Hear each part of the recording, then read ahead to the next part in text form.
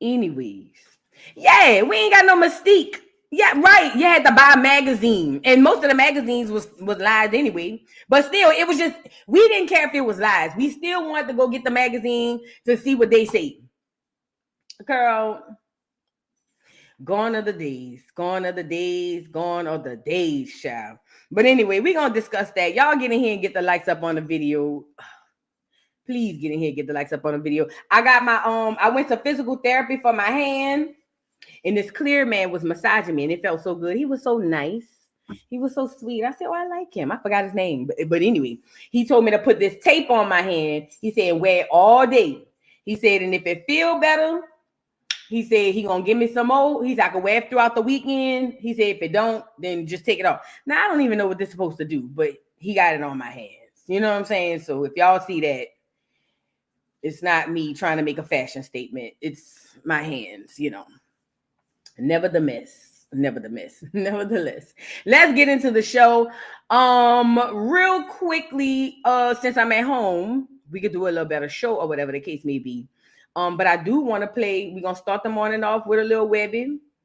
We got to start off and get the right mood. You know what I'm saying? Get everything going with the way it's supposed to go. Whoop de whoop. Let's start off and get him out the way. Come on, Web. Webby, I need you to go in the studio and do some drops for the Breakfast Club, man. DJ Envy, Angela Yee, Charlemagne the God. You already know what it is. Thank you. DJ Envy, Angela Yee, and Charlemagne my God. Let me read that part. God damn, girl. Y'all got some names on that now. What up? You already know who it is. It's me, Webby the Tree Fam, Young Savage, Sweet Jones Jr.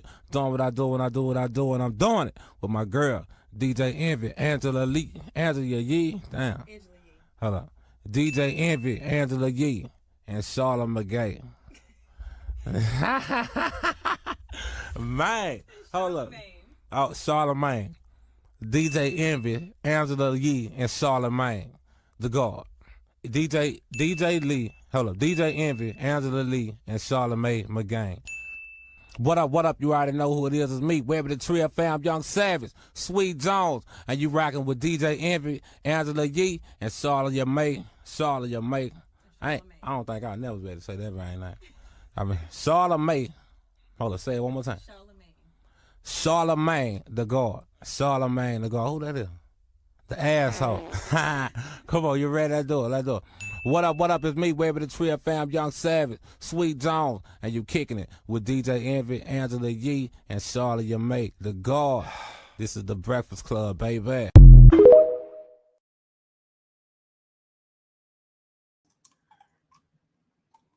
Girl, I'm telling you, that's why I started calling him Charlemagne, because of Webby. Shout out to Webby. To Webby. I just started following this person on TikTok yesterday. What happened? That's Webby. Girl, give me that. Oh, and what's my song he like?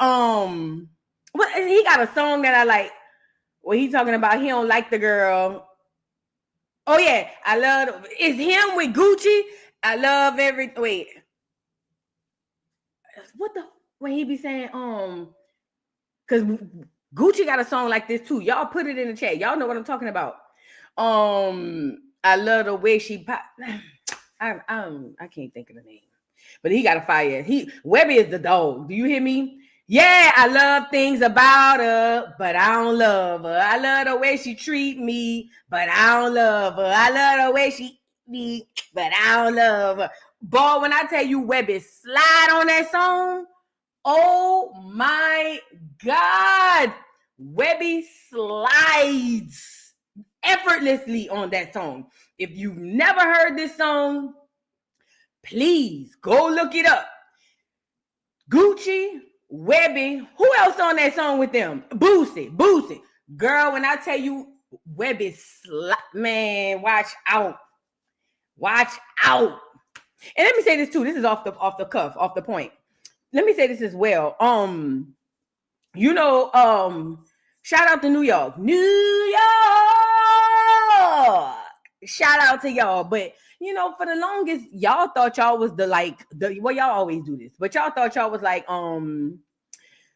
like here and like, us Southern tree hugging, you know what I'm saying? Us equal rights Southerners, we all down here, you know what I'm saying? Because hip hop started in the boogie down Bronx. It started in the Bronx, and y'all used to really play with us. That's why Outkast got on there, and Andre was like, the South got something to say, okay? But y'all slept on us for a long time. Yes, you did. Y'all slept on us. A few of y'all knew what was going on, but for the most part, y'all really slept on us. And now in 2025 and beyond, everybody in New York sound like they're from the South.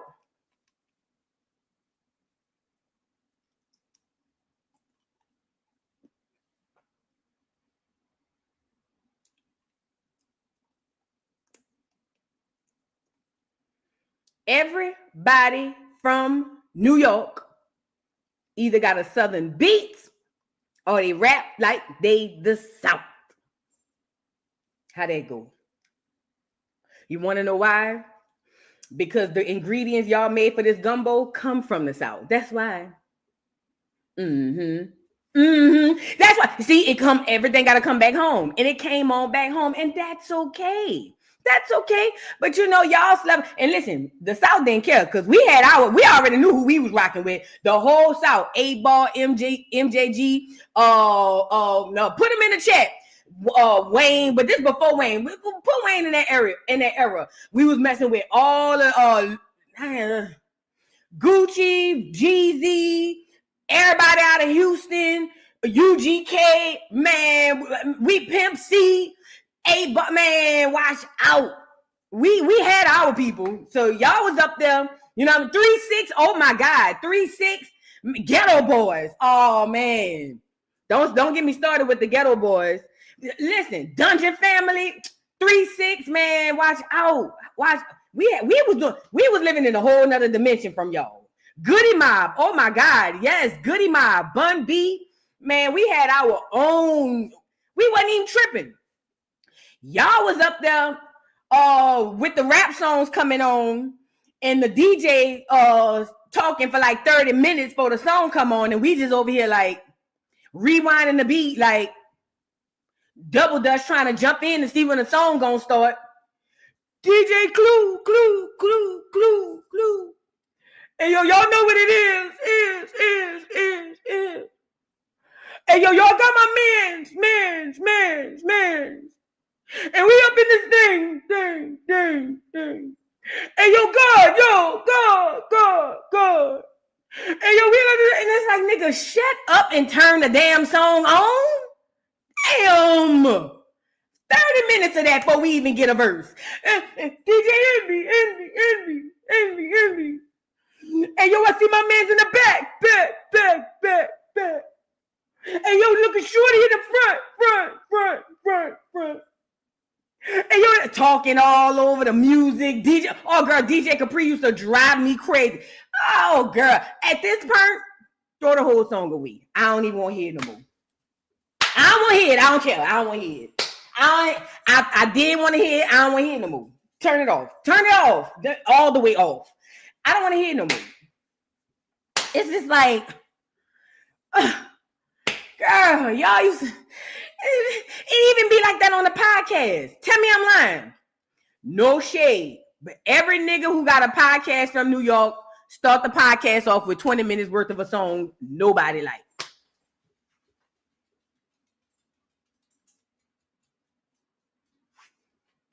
Everybody. I'm talking about it's some nigga some nigga rapping in the streets.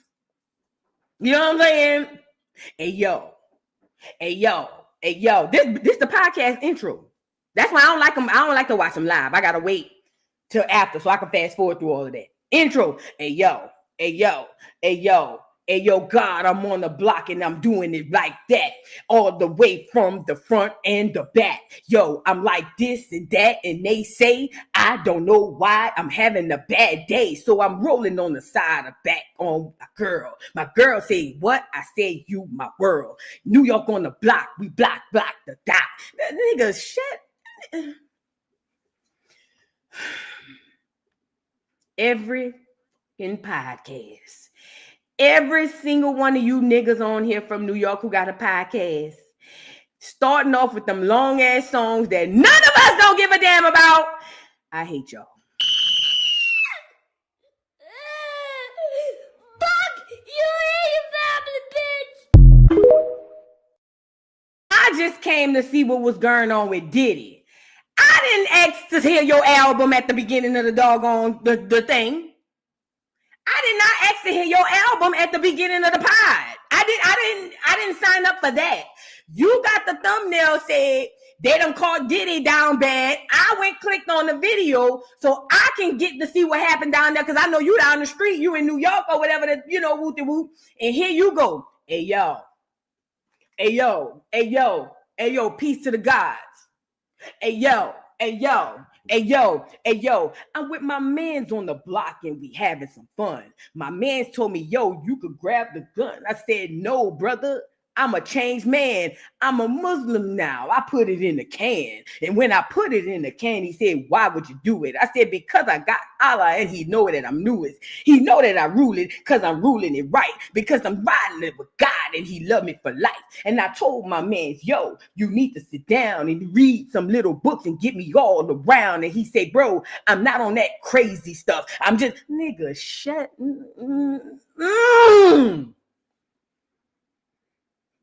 Now I got to listen to 30 minutes of this to find out what's going on with Diddy.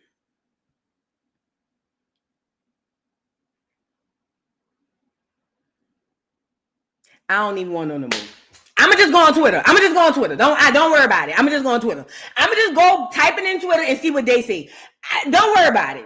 I'll wait till you cut the video up and put the clips out. Don't worry about it.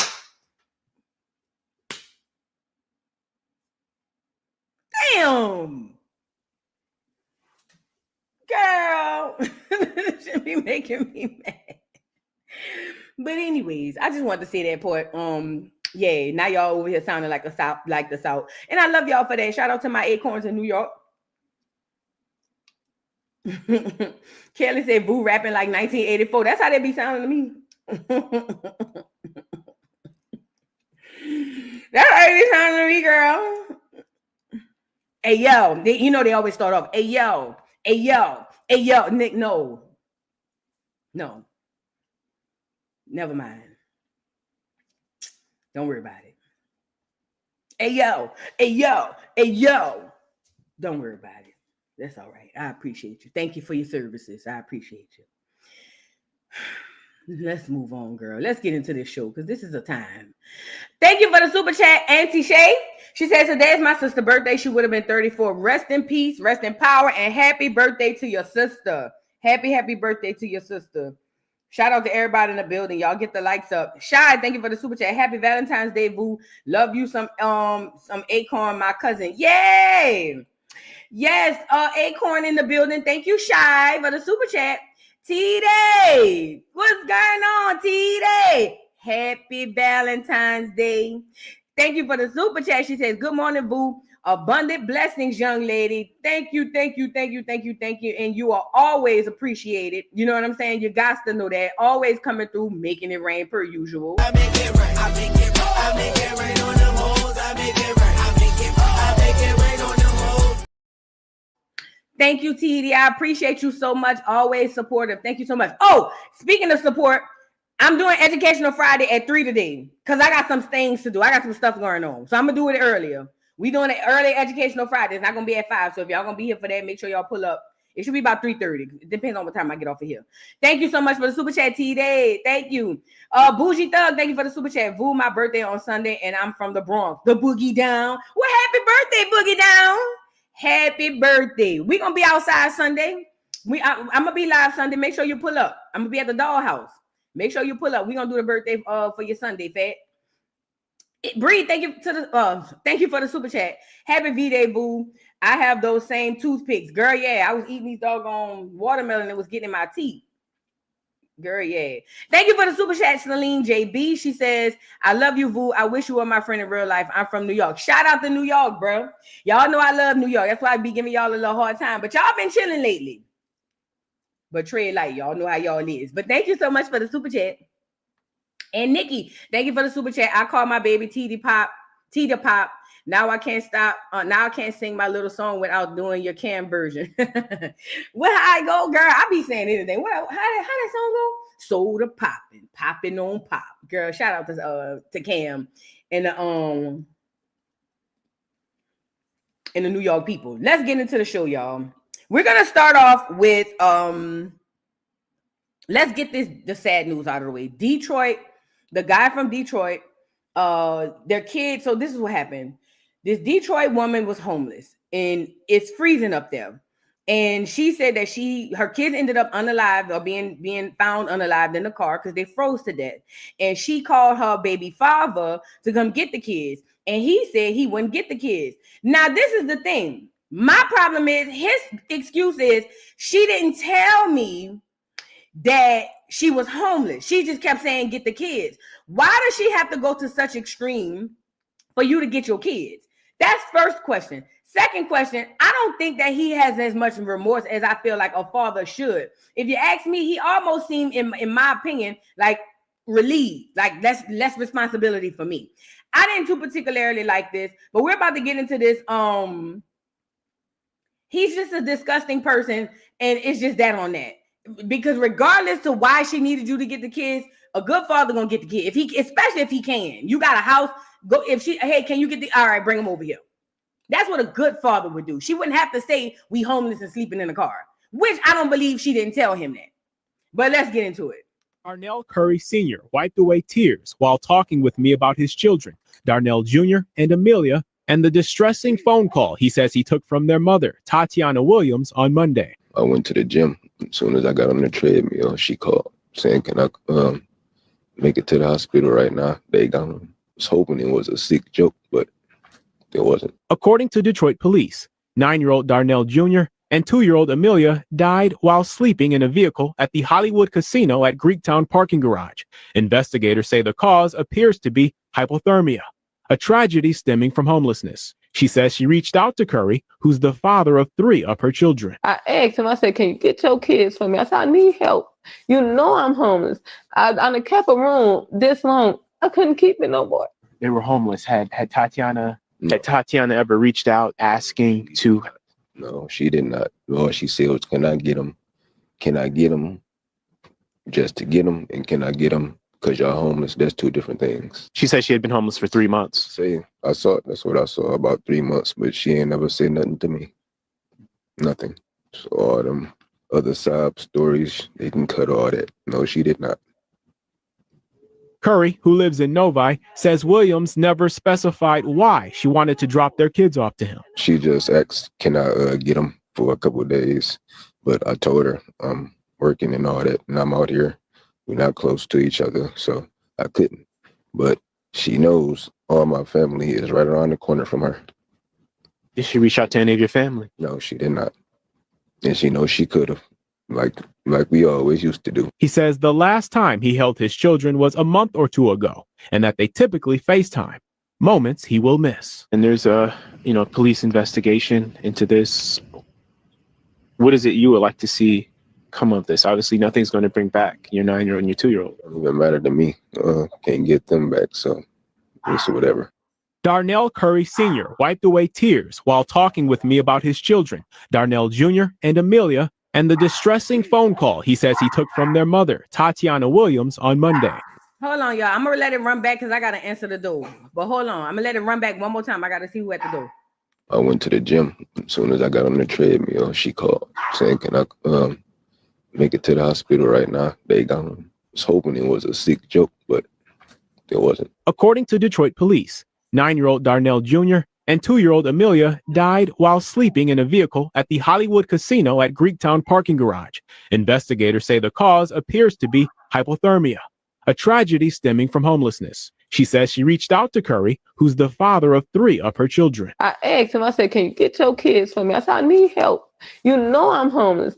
I kept a room this long. I couldn't keep it no more. They were homeless. Had Tatiana ever reached out asking to? No, she did not. All she said was, can I get them? Can I get them just to get them? And can I get them because y'all homeless? That's 2 different things. She said she had been homeless for 3 months. I saw it. That's what I saw, about 3 months, but she ain't never said nothing to me. Nothing. So all them other sob stories, they can cut all that. No, she did not. Curry, who lives in Novi, says Williams never specified why she wanted to drop their kids off to him. She just asked, can I get them for a couple of days? But I told her I'm working and all that, and I'm out here. We're not close to each other, so I couldn't. But she knows all my family is right around the corner from her. Did she reach out to any of your family? No, she did not. And she knows she could have, like we always used to do. He says the last time he held his children was a month or two ago, and that they typically FaceTime, moments he will miss. And there's a, police investigation into this. What is it you would like to see come of this? Obviously, nothing's going to bring back your 9-year-old and your 2-year-old. It doesn't even matter to me. Can't get them back, so it's whatever.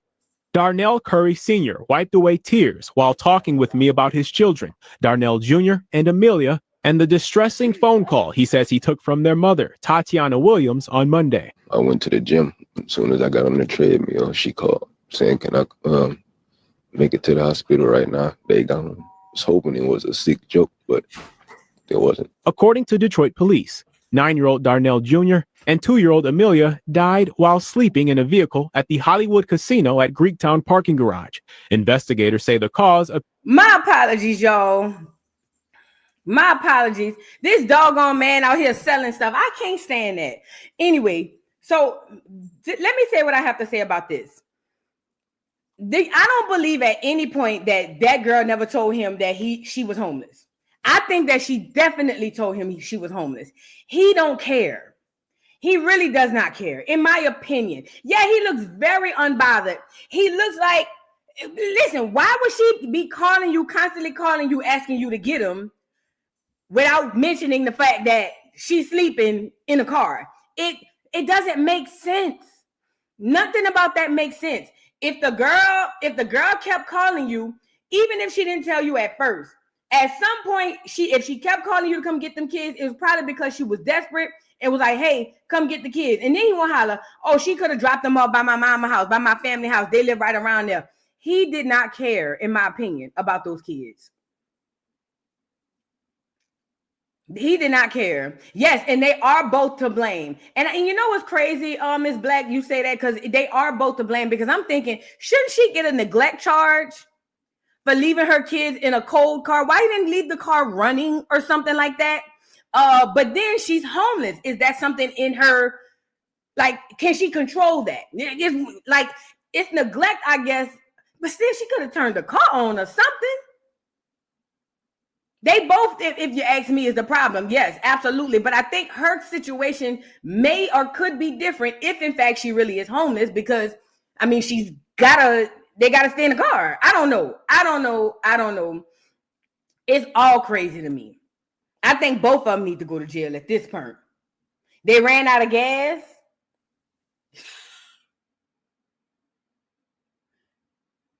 Listen, the nasty, disgusting world we live in, it wouldn't surprise me if both of them, if he didn't want to be bothered with them kids, and she said, you know what? If he don't want to be bothered, me neither, and put him in that car. It wouldn't, in 2025, that wouldn't surprise me. On purpose. And it wouldn't surprise me if this ain't the first night she done put him in that car.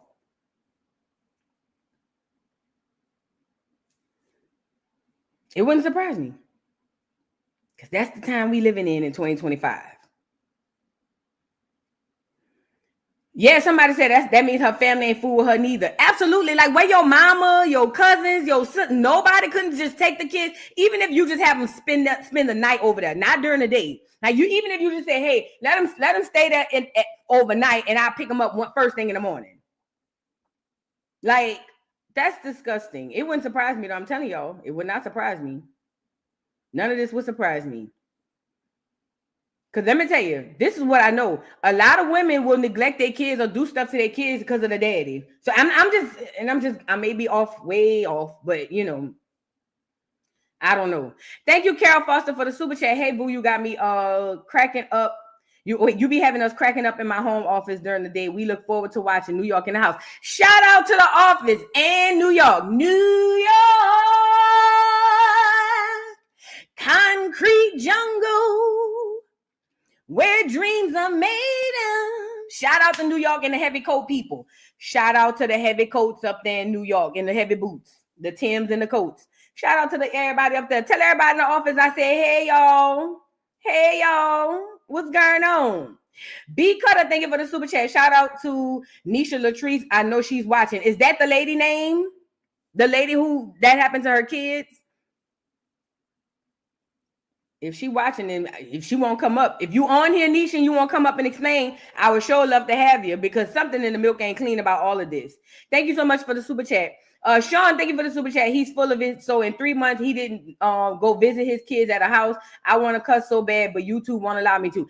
Absolutely. That's a great point, Sean. So 3 months, you didn't know that they were homeless, so you never even went and picked them up? Nothing? He was a bum. He was a bum, and I hope they arrest both of them if you ask me at this point. Because these two kids done lost their lives. Thank you. That's a good point. China Richie, thank you for the super chat. Happy Valentine's Day, Vu and Acorn. Going on my first date with my new girlfriend. No more toxic days. Oh, I remember them first date days. I hate first dates. I hate them. Now I got to get to know you, tell you about my past, tell you my name, what I don't like. And then I got to listen to you say, I hate that. I hate that stage of dating. Let's just be together. We'll figure it out on the way. Oh, what happened here? Oh, so I was married. Then at one time I was married and engaged at the same time. True story. And I regret the first man I told that to, the man I'm with now. He don't never let me live it down. Will never tell another nigga again. Do you hear me? I told that nigga because he was telling me about all the stuff happened in his marriage. And I said, you know, it's crazy because I was married and engaged at the same time. And that nigga be dragging me every time we get into it. I said, nigga, I opened up to the wrong nigga. Never again. First and last, won't be doing that again. And I ain't gonna say nothing next time. Yep, tell them niggas nothing. Exactly, I should have never did that. Because see, when mad they come, oh, girl, when mad they come,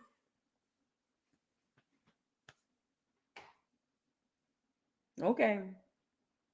And did. That's why you did it. And did. What's up? You want me to run from it? It happened. Girl, bye. Like, it was lit too. Let's talk about it. It was lit. I had a great time.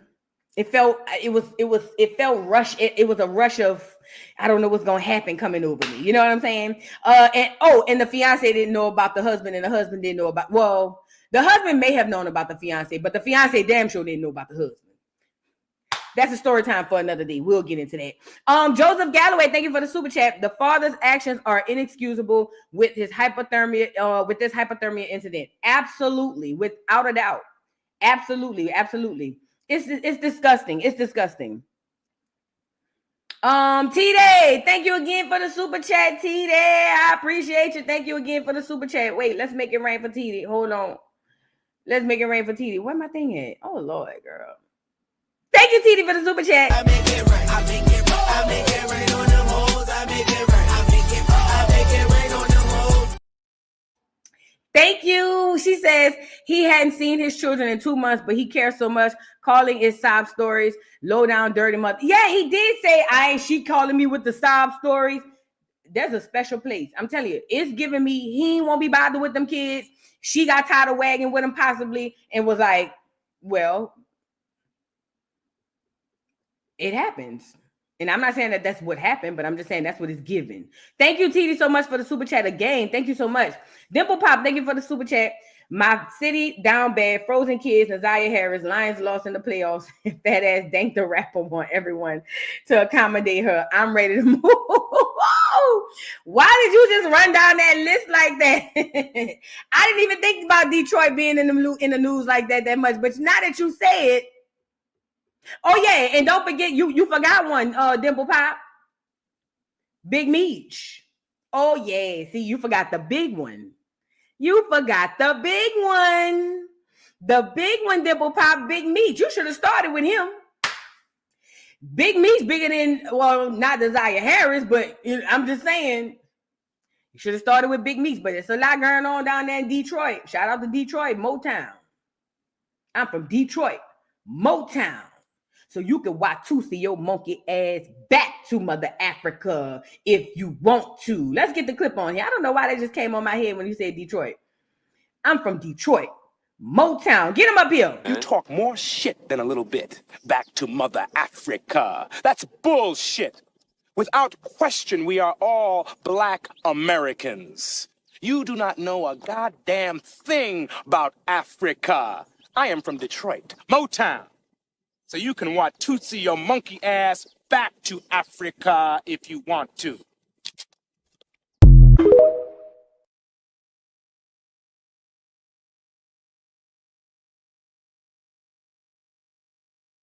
I love that. I don't know why I love that. All right, we got to read through the super chats because I got to get off and come back for Educational Friday. Oh, yeah, she said read the next one. Oh, yeah, I forgot about Big Meech too, down bad, but you caught it. Thank you so much, Dimple Pop, for the super chat. And Candy Williams, thank you for the super chat. I appreciate y'all, everybody in the building. Please get the lights up. Let the people know we're around here, Joseph. But I just want to say this to button this up. As it pertains to this father and this child, if you ask me, I feel like he's just as responsible. And I don't think he cared about those kids. Now, the mother could have cared and just really was in a bad position. I don't know how cold it was, but it's just like, I would have sold coochie to make sure I got gas in the car, whatever it is, to make sure my kids have somewhere to sleep. Girl, I don't know. They was in this parking lot. They say, I don't know if she was at work or whatever. I would have found a way. I definitely would have found a way. I don't care. I don't care if I got to get in a relationship with a nigga and make him think I love him so he can move us in. I'm finding a way. Okay? I'm finding a way. I don't give a damn if I got to go be with some big, fat, funky, nasty, cheesy. I don't care how old he is. I'm going to find a way. We going to have us a root. That's just me, especially for my churn. But let's move on, y'all. I want to move on to Drake. So Drake put out an album. I haven't heard the album, but I did hear the song. It's very Drake. It's very, sultry. Is that the word you use? It's very, soliloquy. Drake. It's just Drake, okay? So Drake dropped the album. I didn't hear it, but I did hear the song. Now, Drake, one line. Remember, we just talked about this the other day. Joe Budden had came out because Drake tried to address him and be shady in the stories. But Drake ended up coming out. No, Joe Budden responded and was like, don't try to respond to me now that you're a corpse. I was your pallbearer. Boom, boom, boom. Well, also, Drake has responded back to that. And he put it in the song. And he, Melissa Ford is on his pod, on the Joe Budden podcast. And she is from Canada. And he has a line in there that says, Melissa Ford, you a legend from the six. Hate to see you with a D sucker.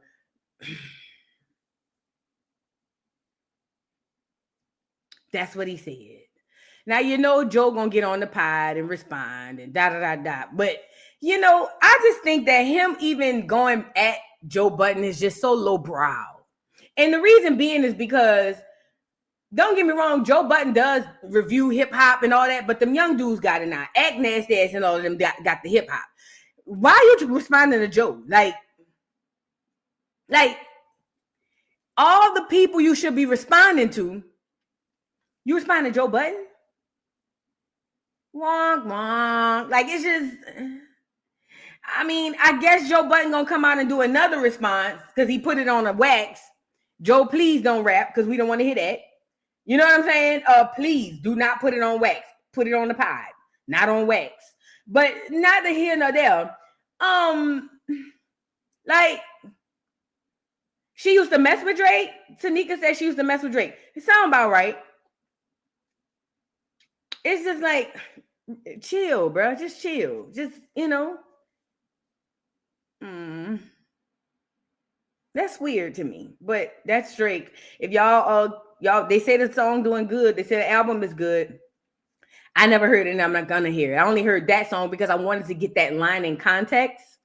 I think I have a more detailed portion of that line because I wanted to get that line in context because they had just the one liner on there. I thought I had it. Here it is. This is the line in context. It says, yeah, Drake elimination, fake intimidation. Y'all know how I go. F all the rap beef. I'm trying to get the party lit. Funny how it's only bitch niggas waiting on the boy's obituary. He must have just said this because Joe just called him a corpse the other day. So he must have went back in the boot and edited it. Funny how it's only a bitch nigga waiting on the boy's obituary, because if I die, it's these niggas that's gonna come the sole beneficiary. And what the F are they gonna do with it? Small fish making kids feel emotions, using you for promotion. True words have never been spoken. This is on his Give Me a Hug. Drake with the braids. Look at him. And the barrettes in his hair. He love a good barrette. Once you realize all Drake music sound the same, it's just like, okay, thank you, come again. Like, you know what I mean? And then also too, he's shouting out 21. Not her.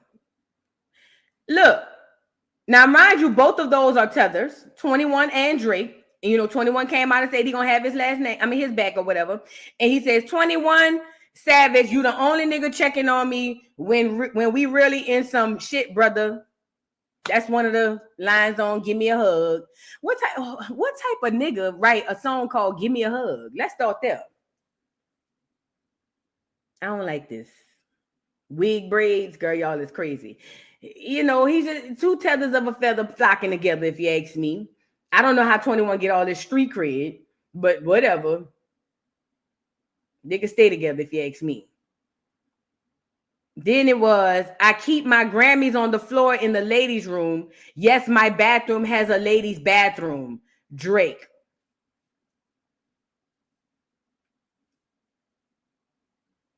I love you, brother. I keep my Grammys on the floor in the ladies' bathroom in my bedroom. Yes, my bathroom has a ladies' bathroom.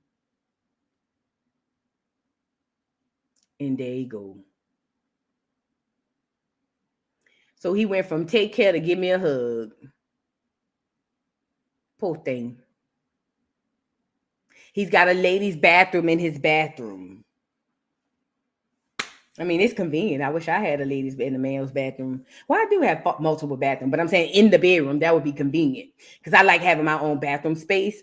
But, you know, he went from take care to give me a hug, girl. Let me see if I can find the album cover. Y'all got to see it. Because didn't he do this with Party Next Door? Is that the guy's name?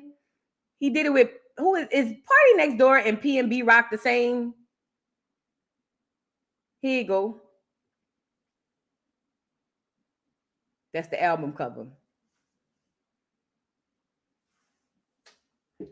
So y'all go cop the album or stream it, whatever the case. Go cop the album and stream it or whatever. If you like Drake, you're going to like this because it all sounds the same. Let's move on. P&D Party Next Door. Is that the same thing? Oh, yeah. P&D Party Next Door. Okay, I got it. Mm-hmm. Kelly said his next album should be Go Lay Down. Credit Vu, y'all crazy. Let's move on. Let's get Slim Thug out the way because let's just get him out the way. Slim Thug is on here talking about black men are the prize or something like that. I don't know. He on here talking about black men are the prize and all the things that they can get away with the clear women in the milk community. Thinking that it's a flex on us when really it's a flex. It's a flex on them, but it really makes us look good. It says that we won't just accept anything. You know, like, yeah, you're not just gonna come and give me anything in bare minimum. So the black woman, they gonna make you work and stuff, and the other women see black men, you the prize, for real, black man. See, you the prize, cause see, the black woman gonna try to make you work, and you shouldn't have to work. They need to work with you, okay? They need to work with you, and it's just like. Gosh, it's ridiculous at this point. I think it was on the neighborhood talk. Let me go get it. Y'all get the likes up on the video, please, please, please, please, please. Oh, and by the way, while I'm looking for this, I have been I'm still listening to the whole Big Meech thing. It is so much going on. It is so much going on. All types of stuff keep coming out. It's still coming out. It's crazy. Y'all, we're going to have to go back live. But wait, pause for a word cause. I forgot to show y'all this. People was making fun of the thumb, but y'all ain't catch on to the symbolism in this. Michael B. Jordan, did we not catch on to the symbolism in this? We just gonna act like the symbolism don't exist, or like how we doing it? Like how we doing it? They talking about thumbs and all that, and talking about the size of his whacker, and that's cool. But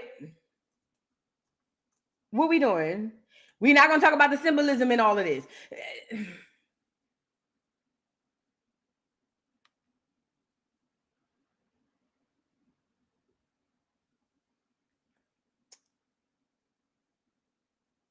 Mm-hmm.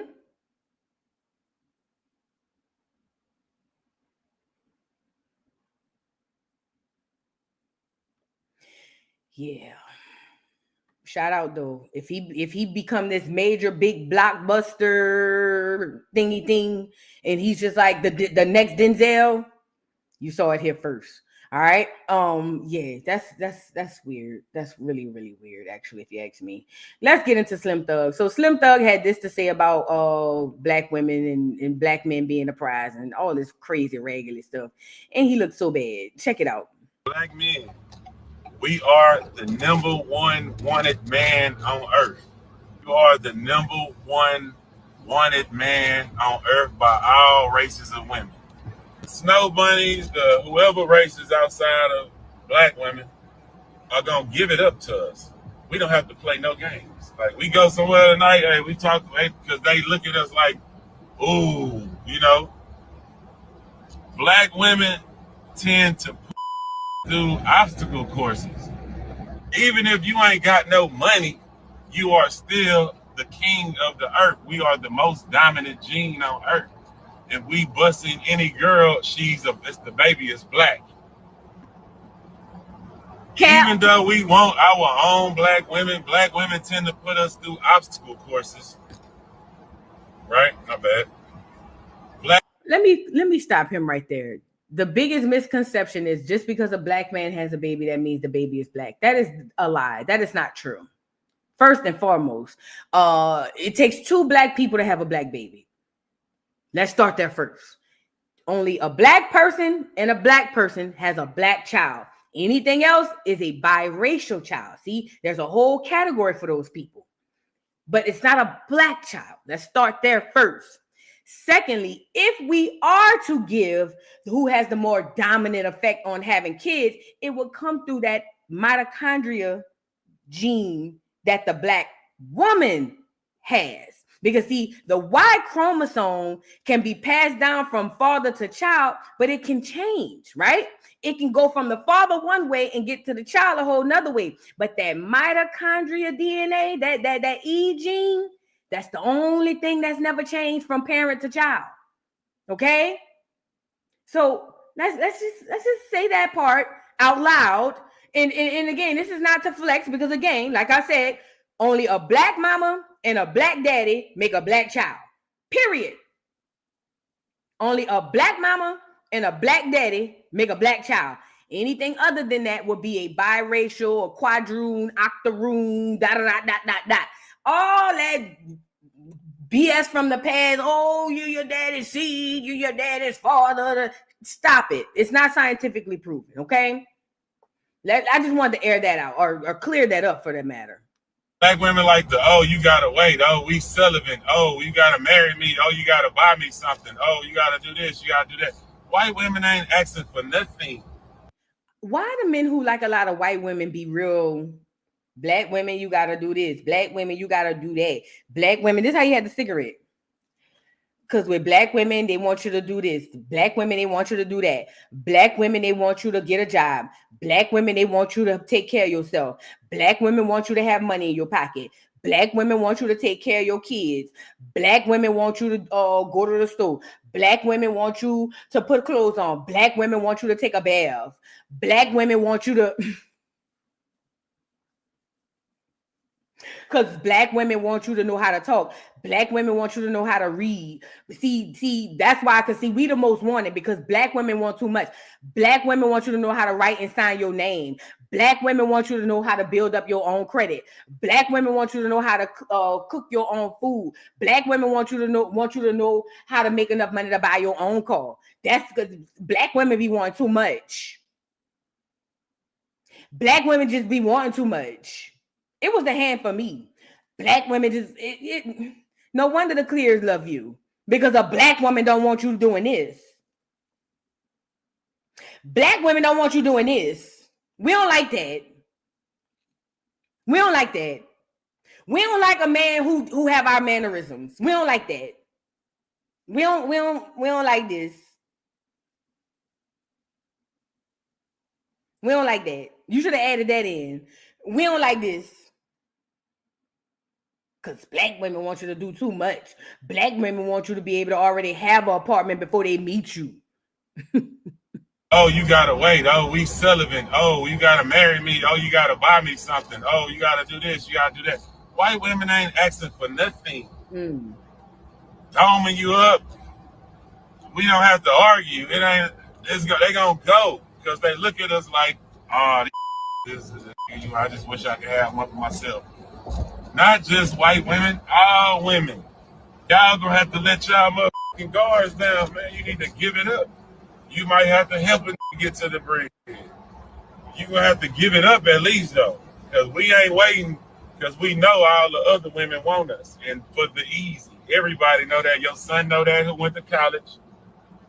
In the city know that. Everybody know that now. You can't lie to us about that no more. It ain't nothing to talk about no more. Y'all know them other girls is gonna go. I want to start off by saying, any clear woman who likes the Slim Thugs of the world, I champion you taking him away. Please come get him. All of the men, all of the Slim Thugs of the world, I need all of the clear women. If we got to have a meeting, we can have a meeting. We could do strategy setting. We could do whatever it is we got to do. I invite all of the milk community, all of the milk of magnesia, come together. We can have a meeting. Come on, get the Slim Thugs and all of that. Come get them. Please help us help you. You know what I'm saying? Let's start there first.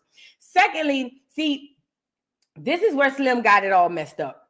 First of all, he's right. The milk community do want black men. They do. He's not lying. He's not lying about that. But I want to add a bit of context to the part he left out. See, when he talk about, ask your son that went to college, ask your son that did, yeah. See, the clear women of any sort of standard, they want the black man who getting money. They want the athlete. They want the black boy that's getting out of college and about to be a doctor, a lawyer, an engineer. Because they understand the long game, he gonna be able to take care of me and my kids. You know what I'm saying? So yeah, they do want the actor. Yes, they do. He's right. But we all know the average black man gets the white trash that nobody wants. The clear men will tell you that. The average black man walking around the streets with a clear woman is the most bottom of the clear woman. Look around if you think I'm lying. The average black man, not the doctors, the lawyers, the Indian chiefs, not them, not the actors, not the politicians, and not. That's a whole other group of clears. Them clears don't even rock with those clears. But if you look around and you walk around and just pay attention to when you see a biracial couple, I'm talking about just at the grocery store or wherever you should go. The black man be with the bottom of the bottom. Even the clear men say, y'all get the bottom of y'all get the ones we never wanted anyway.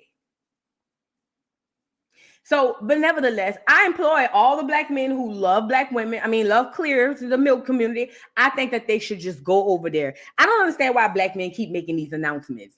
Black women don't care. Unfortunately. And this is not a time for that Kevin Samuels BS. We got too much going on. You know what I mean? Like, this is not a time. This is not a time. See, this is what's happening though. They're thinking like, they looking at Kanye West type situation. Listen, they looking at the Kanye Wests of the world, and who's 1 in a trillion, who gets the baddest at the time, Kim Kardashian, and then double back with another clear woman, and he just having his way with them. They looking at those situations. You know what I mean? They not looking at the everyday situation. Y'all not pulling them type of women. Y'all not pulling them type of women. And you know it. And y'all still end up with a clear woman whose arms is thick as a piece of Popeye's chicken biscuit. Y'all still get the clear women with the cankles. And after they had them kids, I'm talking about the average black man. And this is no shade to the clears. If you're on here, hey girl. But whenever you see them with the clears that they be with, it be the ones that they probably was cute back then. But they, you know what I mean? Now they got cankles, you know, or even if they thin, they not appealing, you know. Yeah. Kids be unkept. Do we really want to go there?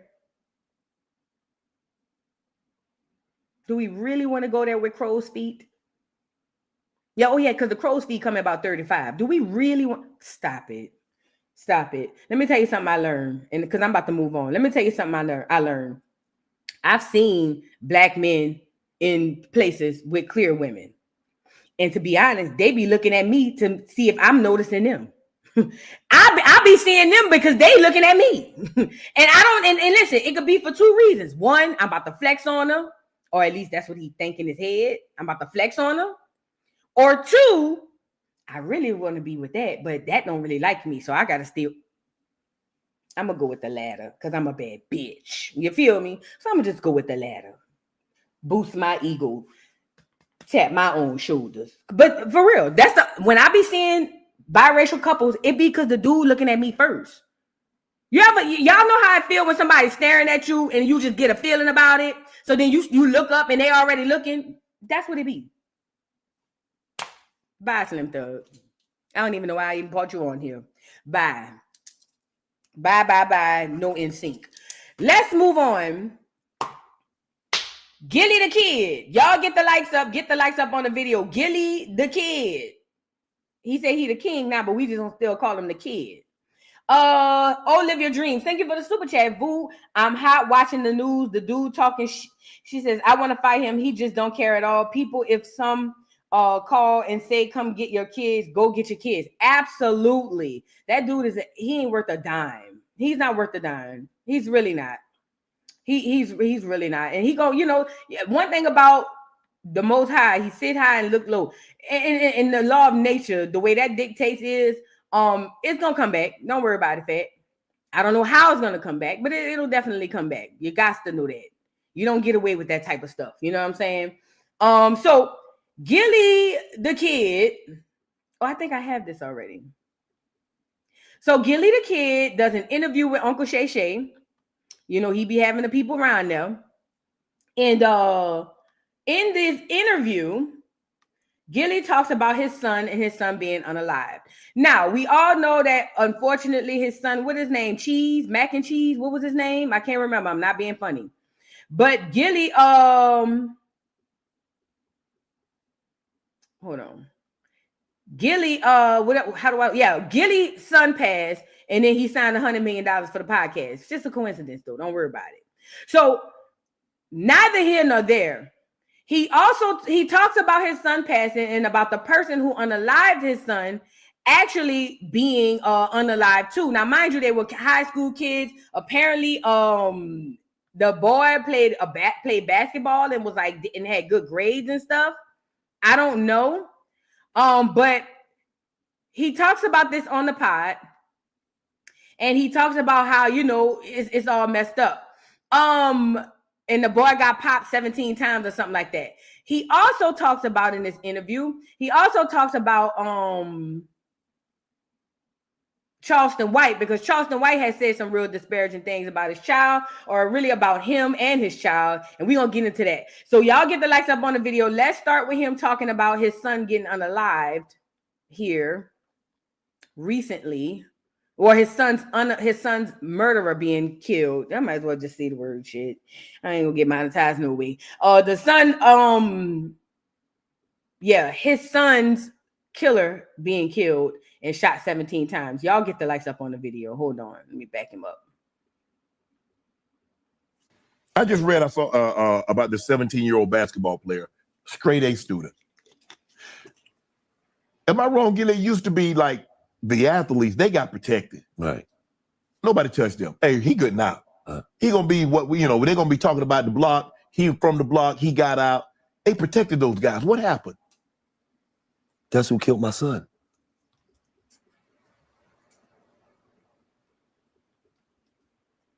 The 17? Yeah. The 17-year-old basketball player that just got shot 17 times? Yes. That's who killed my son. Really? Yes. What was that about? Well, it wasn't for my son. Your son happened to be there? Yes. Oh. Them blocks is beefing. They going through it. My son just so happened to pull up out there 5 minutes. They come to shoot the block up.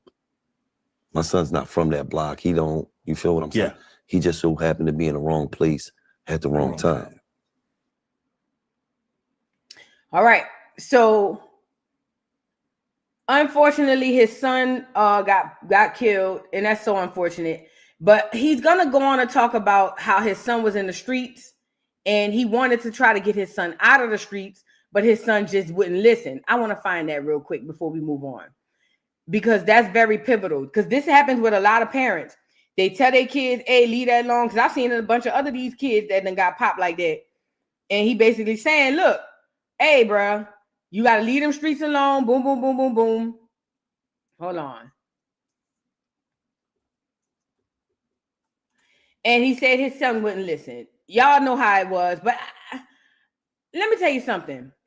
And we ain't gonna listen to all of this because this 5 minutes. But let me tell y'all something, bro.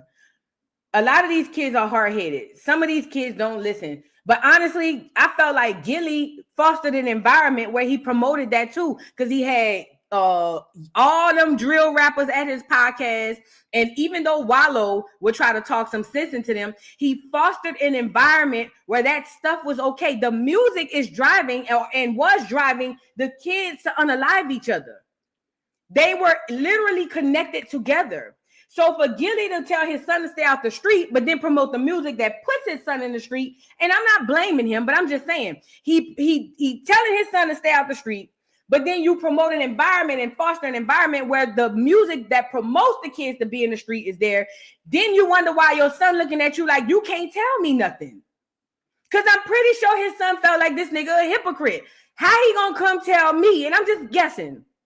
Because if I was his kid, I would say the same thing. How this nigga gonna tell me stay out the street and he just had King Von at the pod? And they playing all the drill music talking about being in the street. Or he just had Lil Durk at the pod. And you know what I mean? Like, if I was a kid, that would be my brain. This nigga can't tell me nothing. This nigga full of shit. He making money off it, but he won't tell me stay out the street. Man, boy, man, go ahead on. That's what I would think. And you're not going to tell me Gilly doesn't know that music promotes the unaliving in the street, because Wallow talks to these dudes about going to jail and killing each other every pod they came on. So they are very, very well aware of the connection between the music and the streets. So how are you going to tell your son to stay out of the streets but promote the music that puts him in the street? It just doesn't make sense. I know how, because promoting the music makes you money, and that's what you care about. You love your son and you care about your son too, but you're not trying to let go of that money on. You're not trying to do that. So you rather promote that still, even though your son is suffering from this very music you promoting. You rather promote that still so you can keep your bag going, but try to keep your son and shield him away from it. That don't go like that. That don't go like that. If your son was your priority, you'd have cut off all that shit. I'm not bringing no King Von on my podcast. Matter of fact, I don't even want these young niggas on my pod. I get it. Wallow got the portion where he be talking to him. I get that. But what I'm saying is, if he really and truly cared and wanted to make sure his son was okay, he would have completely at once stopped all that stuff with the pod. Turn your pod into talking about celebrities. So I don't know, but leave the pod and the drill dudes, leave that alone.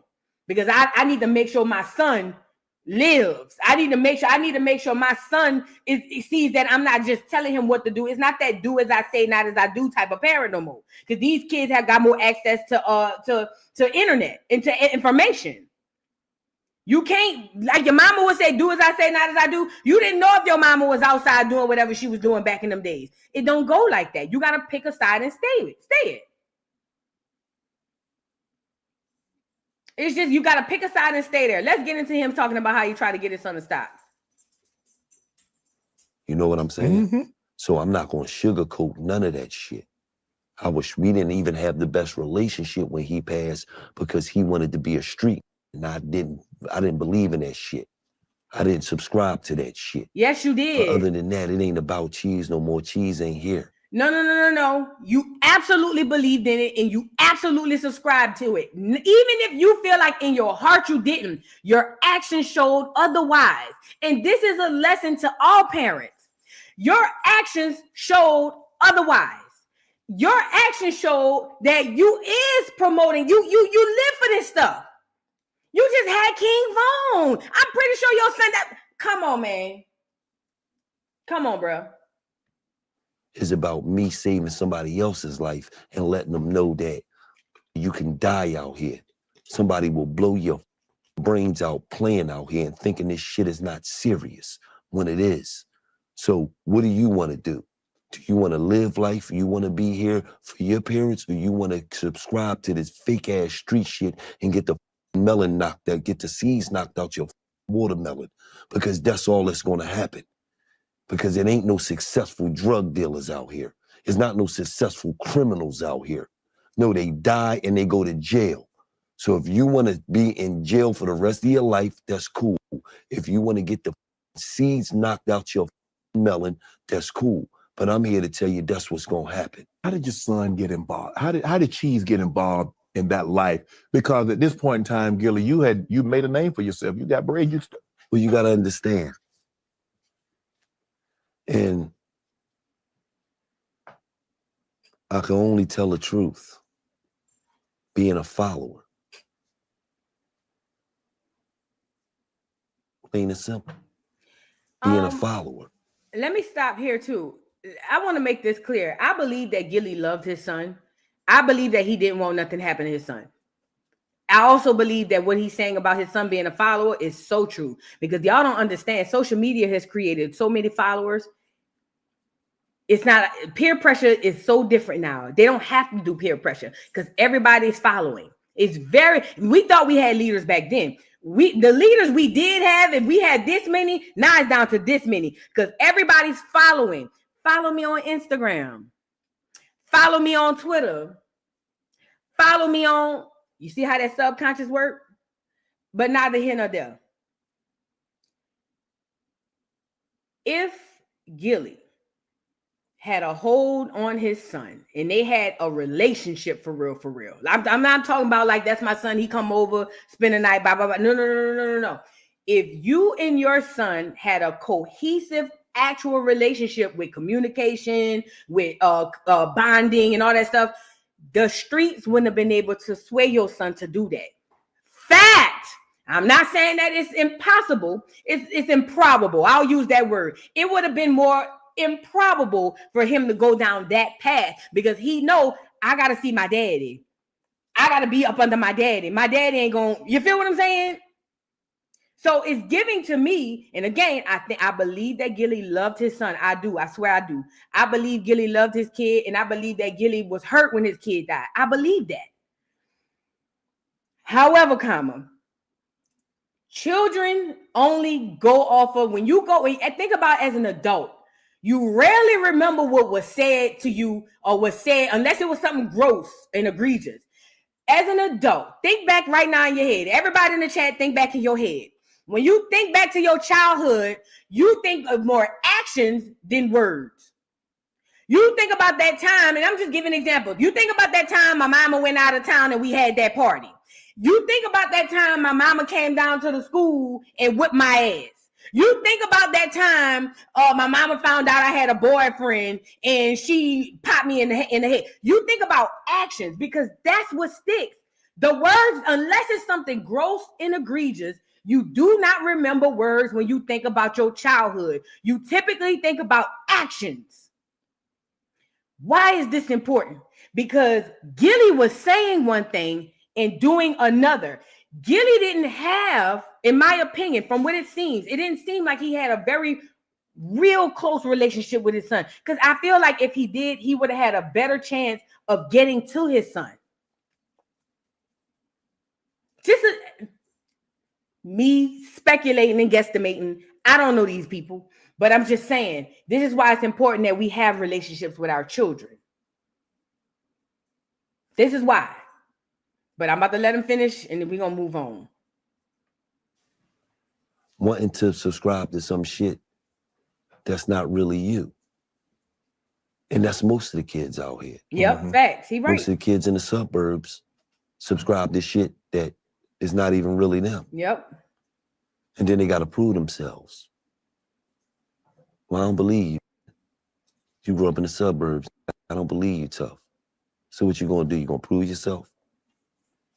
And then a lot of them end up trying to prove themselves, and a lot of them end up in a sad situation. Mm-hmm. You know what I'm saying? Yes. Like, now I can't say that my son was just a totally suburban. He hung out in North Philly. He hung out in the ghettos. He had family down there. So, but what he was trying to be wasn't him. He chose a life that he didn't have to be. Absolutely. Absolutely. You, on the other hand, you grew up in that. That's all you knew that was around. Absolutely. If your mom had you out in the burbs, like you said, when you went to college, it exposed you to something else. Absolutely. Absolutely. So, you know, a lot of times the kids in the ghetto, they subscribe to something because of an image. They don't want to be looked at as pussy. Mm-hmm. The kids, oh, he turkey. Oh, they don't want to be looked at as a certain way. So that'll drive a that's not even into that life to do some shit that he had no business doing because he don't want to be perceived as a certain way. So my message is for the youth is that go ahead and do something that's beneficial to you, man. The streets ain't beneficial to you. The streets don't love nobody. If you could show me the drug dealer with the big house on the hill, I congratulate you. If you could show me 10 successful drug dealers, you could tell me 10 street, I'm gonna show you 9 that's gonna tell. So all of this shit is a myth. That's what I want them to know. And it ain't even about cheese no more. It's about saving some other lives that think this shit is more than what it is. I can't do nothing for cheese. Cheese is gone. So all I can do is the things that I believe in Islamically, buying a wishing well over here, getting a well over here, doing something for somebody that's less fortunate because I believe that that helps my son and Jenna. I want the youth to understand how important life is and how fast your life could be taken from you. See, the problem I have with this is the youth not gonna listen to that message because they know the next young nigga, the next YN who really got a body out here, you gonna have them on a podcast. Them children not about to hear none of that what you talking about. They don't care about nothing Gilly's saying. These kids, especially in 2020, these kids don't give a damn about Gilly talking about. That's why they used to let the wallow shit go in one end out the other. These children don't give a damn about none of that you talking about. Them churn word about who you gonna have next on the pod, and it's gonna be the next YN who got real bodies in the street. You can't talk out both sides of your neck. You can't do that. You gotta either be that or don't be that. Like them kids ain't trying. That's why when Wallow be spitting, don't get me wrong, Wallow be having wonderful, great messages. But them kids ain't hear none of that shit Wallo was talking about. That's why as soon as they leave there, they go get Unalive. Them kids don't hear that. So let's get into some of the stuff that was going on with Charleston White. So when Gillie the kid's son got killed, Charleston White had went live, right? Well, I think this what happened. I'm lying. This is what happened. I'm gonna give y'all the backstory with Gillie the kid and Charleston White.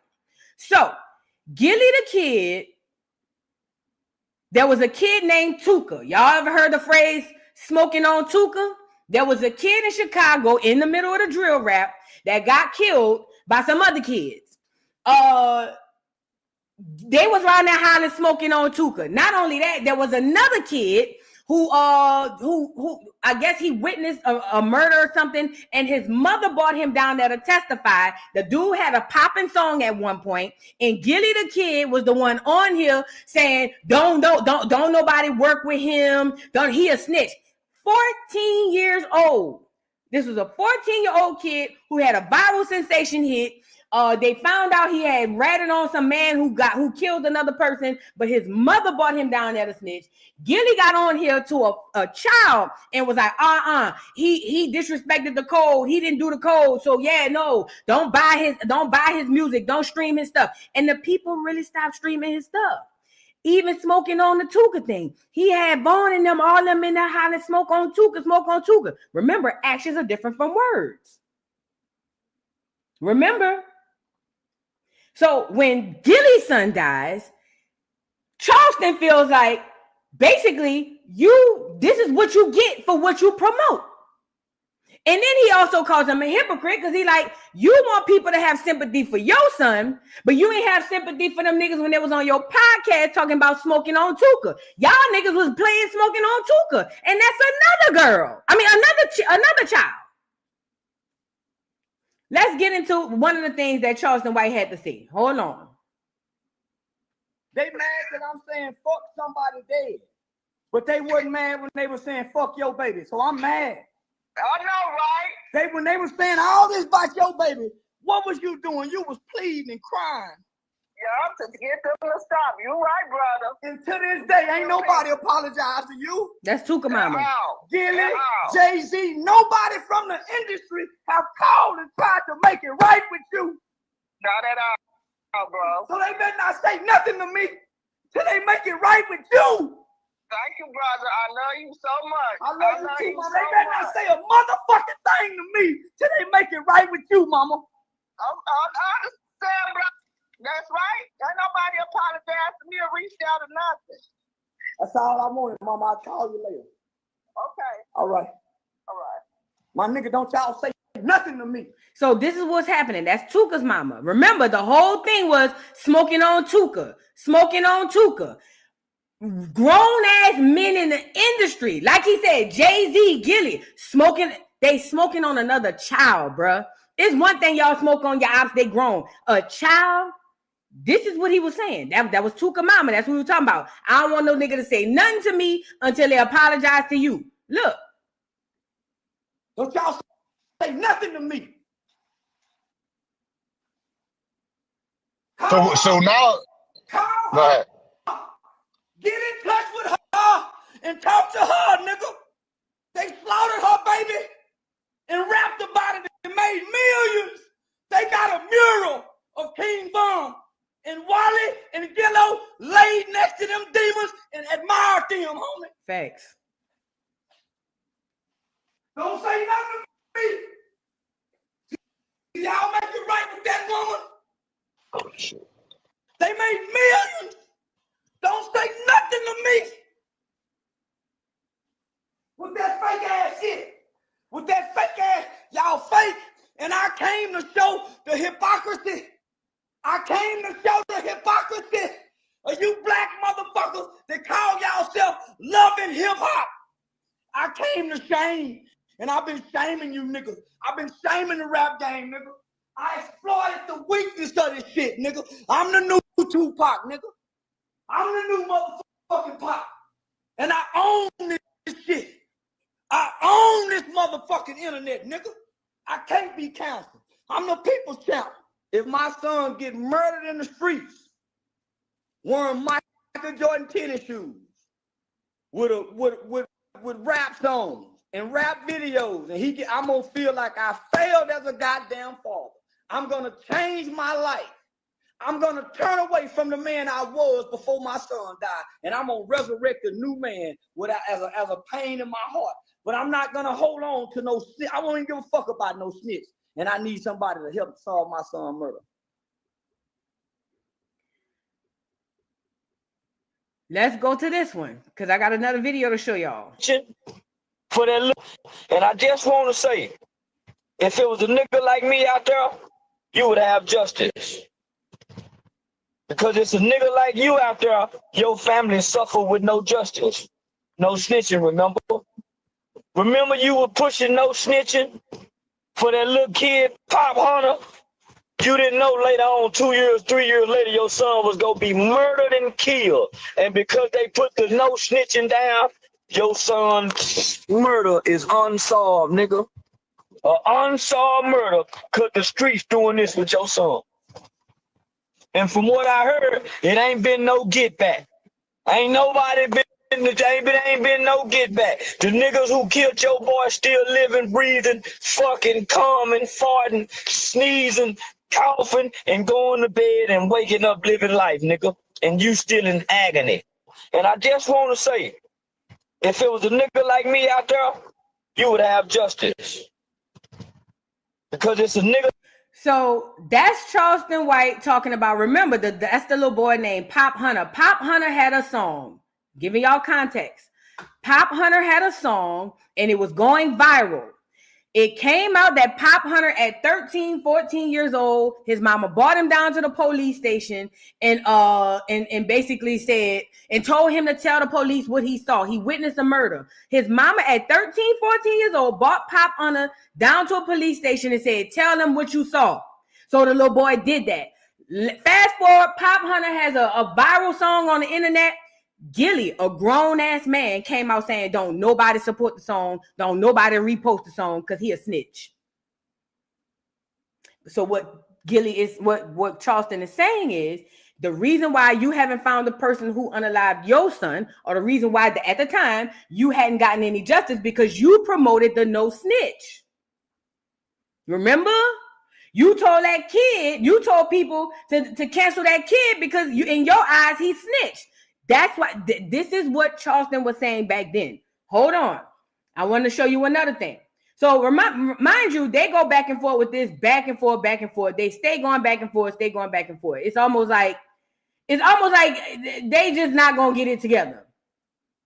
So then, hold on. Then Charleston ends up responding. I mean, not responding. Charleston ends up apologizing to him. A couple times he did, actually. He apologized. He was like, even though I believe in what I was saying, I feel like I was wrong with saying that stuff to him, especially right after his son passed and all of that stuff. Here's one of the times he apologized on Jason Lee's channel.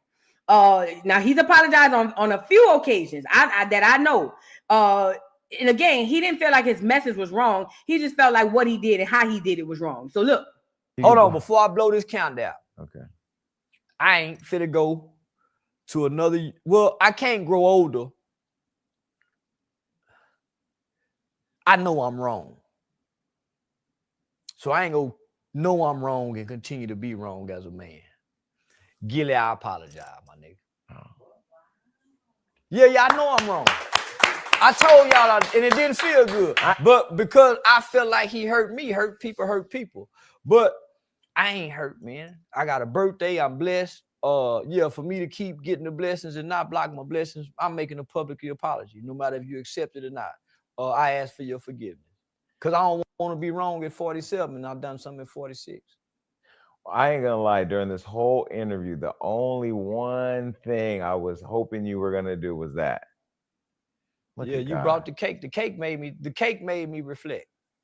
Looking at this number, said, man, you can't grow. What if you don't make it till 47? You're gonna make it to 40. I'm just saying. Yeah. That's what I'm telling myself. Well, because when we grew up, you don't even see past 25. There I didn't you go. see past 25. So now, man, I don't want to carry into a new year something that don't need to be carried. So that's a burden that I can release from myself because I put it on me. Well, good. I appreciate. Well, you gotta blow the candles out. Okay. So that was Charleston White. One of the times he apologized. Now he's apologized a few times, and each time Gilly said he's not accepting his apology. Now on the Shannon Sharp show, when he just did the interview, he goes into detail as to why he's not accepting his apology about disrespecting his son. Mind you, this is the same Gilly who promotes the stuff. Same Gilly who had the kid telling the people not to support the kid because he a snitch. Let's get into it. Sorry that you had to hear the comments about the Illuminati because you got money now. And normally when black people get money, you had to do the Illuminati. You had to sell your soul. So you had to sacrifice your son, right, in order to stay in good graces and keep this paper coming. Now now that we know one of the kids that was responsible for murdering my son, right? Mm-hmm. So I guess Let me say this, Ace, because I seen you put a few other comments in the comment section like this, and you can put what you want, but I just want to address this. I get what you're saying. If Tuka, because I heard Tuka wasn't in the streets, but if Tuka was in the streets, I don't think my issue is the fact that Tuka got unalived, per se. I think the problem is they got grown-ass men in the industry who promote Tuka being killed. You see what I'm saying? I don't think it's about Tuka being killed per se. I know it for me. It's not about him being killed per se and his mama should have did X, Y, and Z. I'm not here to say that because I don't know for a fact what it was. What I'm saying is the problem is when you got the people who are old enough to be these children's fathers, when they're promoting it, that is a cancer in the community. That's what I'm saying. I don't care what gang he was in. I don't care if he was just a menace to society. That's not what we're addressing here. What we're addressing here is the grown men. I'm talking about who got kids, these kids' age, who are on here constantly promoting the bullshit and then turn, you know what I mean? That's what I'm saying. So saying that Tuka was this and that and third don't really mean nothing to me at this point because I'm not even addressing Tuka. I'm addressing the grown-ass men who promote this bull. That's what I'm saying. So just to kind of clarify, but let's move on. the Illuminati came to a 16-year-old kid that's in high school and said, yeah, we need you to kill Gilly's son for Illuminati purposes. See how idiotic this shit sounds? That as a black man, you can't just work hard. No. And put the work in every day.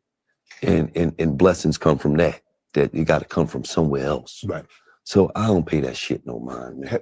Have you met the kid? Have you talked to the kid that took your son's life? Nah, I never met him. Only reason why I know is because the police called me and told me once he was murdered.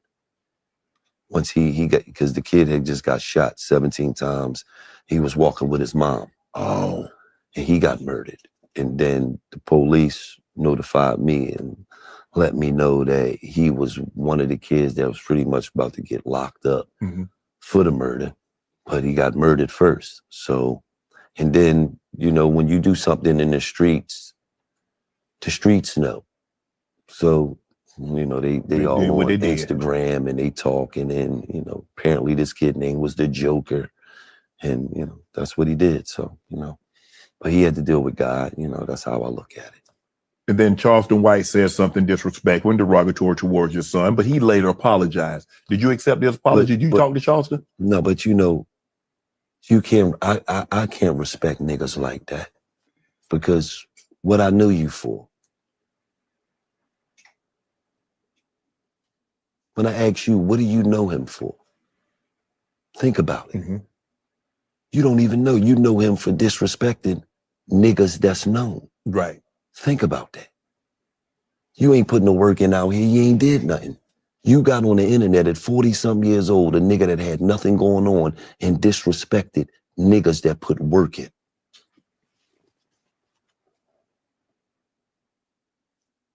I can't respond to no like that. Me and you ain't on the same level. Think about that. I can't respond to a that called POs online. Wow. Back to the no snitching. Think about that. I can't respond to nobody tell you, come do this. You got a gun. Come, nigga, let's get it. We can get into it. But then you call a PO online, man. It's pretty obvious to me and you ain't the same type of man. So I let do they talking, man. I don't worry about that shit, man. We talk about that. I don't even know what I know you for. You ain't did nothing. Wow.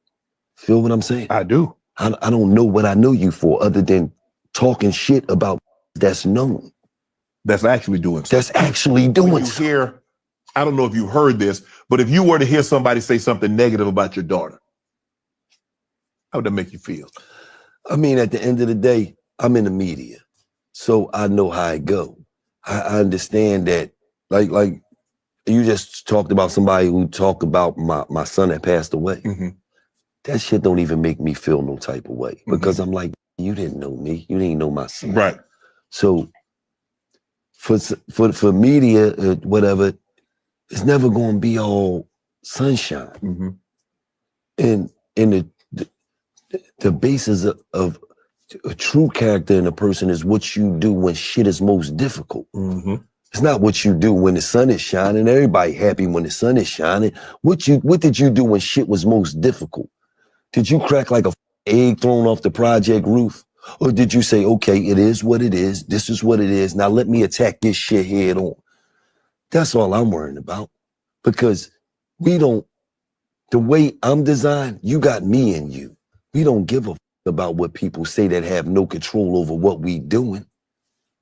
I post shit on my Instagram for people to talk shit. I don't give a.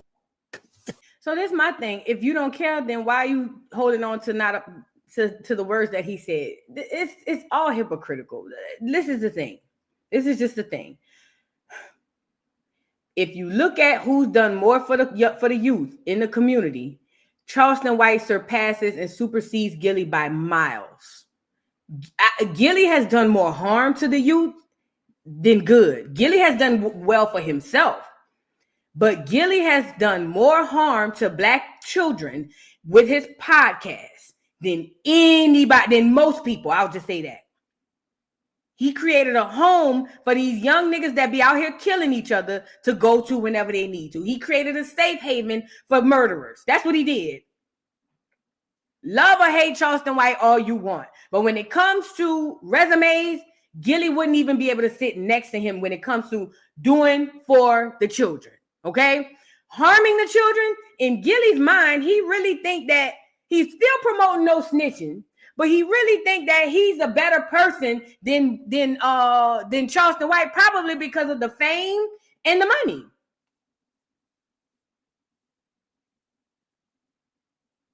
Like, that's it. And this is the biggest problem too. The biggest problem Black Americans face in today's society is y'all hung up on what a nigga said. Y'all don't even pay attention to what niggas do. Black Americans, we do not give a fuck about what nobody do. All we care about is what they say. Oh, keep your mouth off of children. Oh, don't say this. Oh, don't say that. That's all niggas care about. Well, I felt like when he said, because she said, he shouldn't have said. Ain't worried about nothing what a nigga do. Because I ain't never been the type of person to care about what a nigga say. What did you do? And at the end of the day, if we judging on what these niggas do or did, one of them was a youth advocate that fought, created laws, who spent a lot of his time in life helping the children. Take the faces and the names off of this stuff. Let's just put it up there. One of these people has taken his entire early adult life and focused solely on children, opened community centers, did fundraisers, created and changed laws. This one, and the other one created an environment where all of the YNs that be killing people can come over there, promote their music, and have a gay old time. Now you tell me, it's just all Gillie care about is the facade, the look. That's all he cares about. People could sit up there and say, well, I don't like Charleston White because he be starting stuff online with people. Like he said, you calling niggas PO. Why wouldn't I call somebody PO? Why wouldn't you report a crime? Why is it bad to never mind. Never mind. Neither here nor there. Ain't none of these niggas perfect. Charleston White got his shit too. But in this particular instance, Charleston is right and he's wrong. I don't agree with how Charleston did it. I never agree with how Charleston do anything. But the message and what was said is just the God's honest truth. Let's move on, because I ain't about to. Let's move on. Final story. Sophia Stewart. Are y'all familiar with Sophia Stewart? Put a 1 in the chat if you are familiar with Sophia Stewart.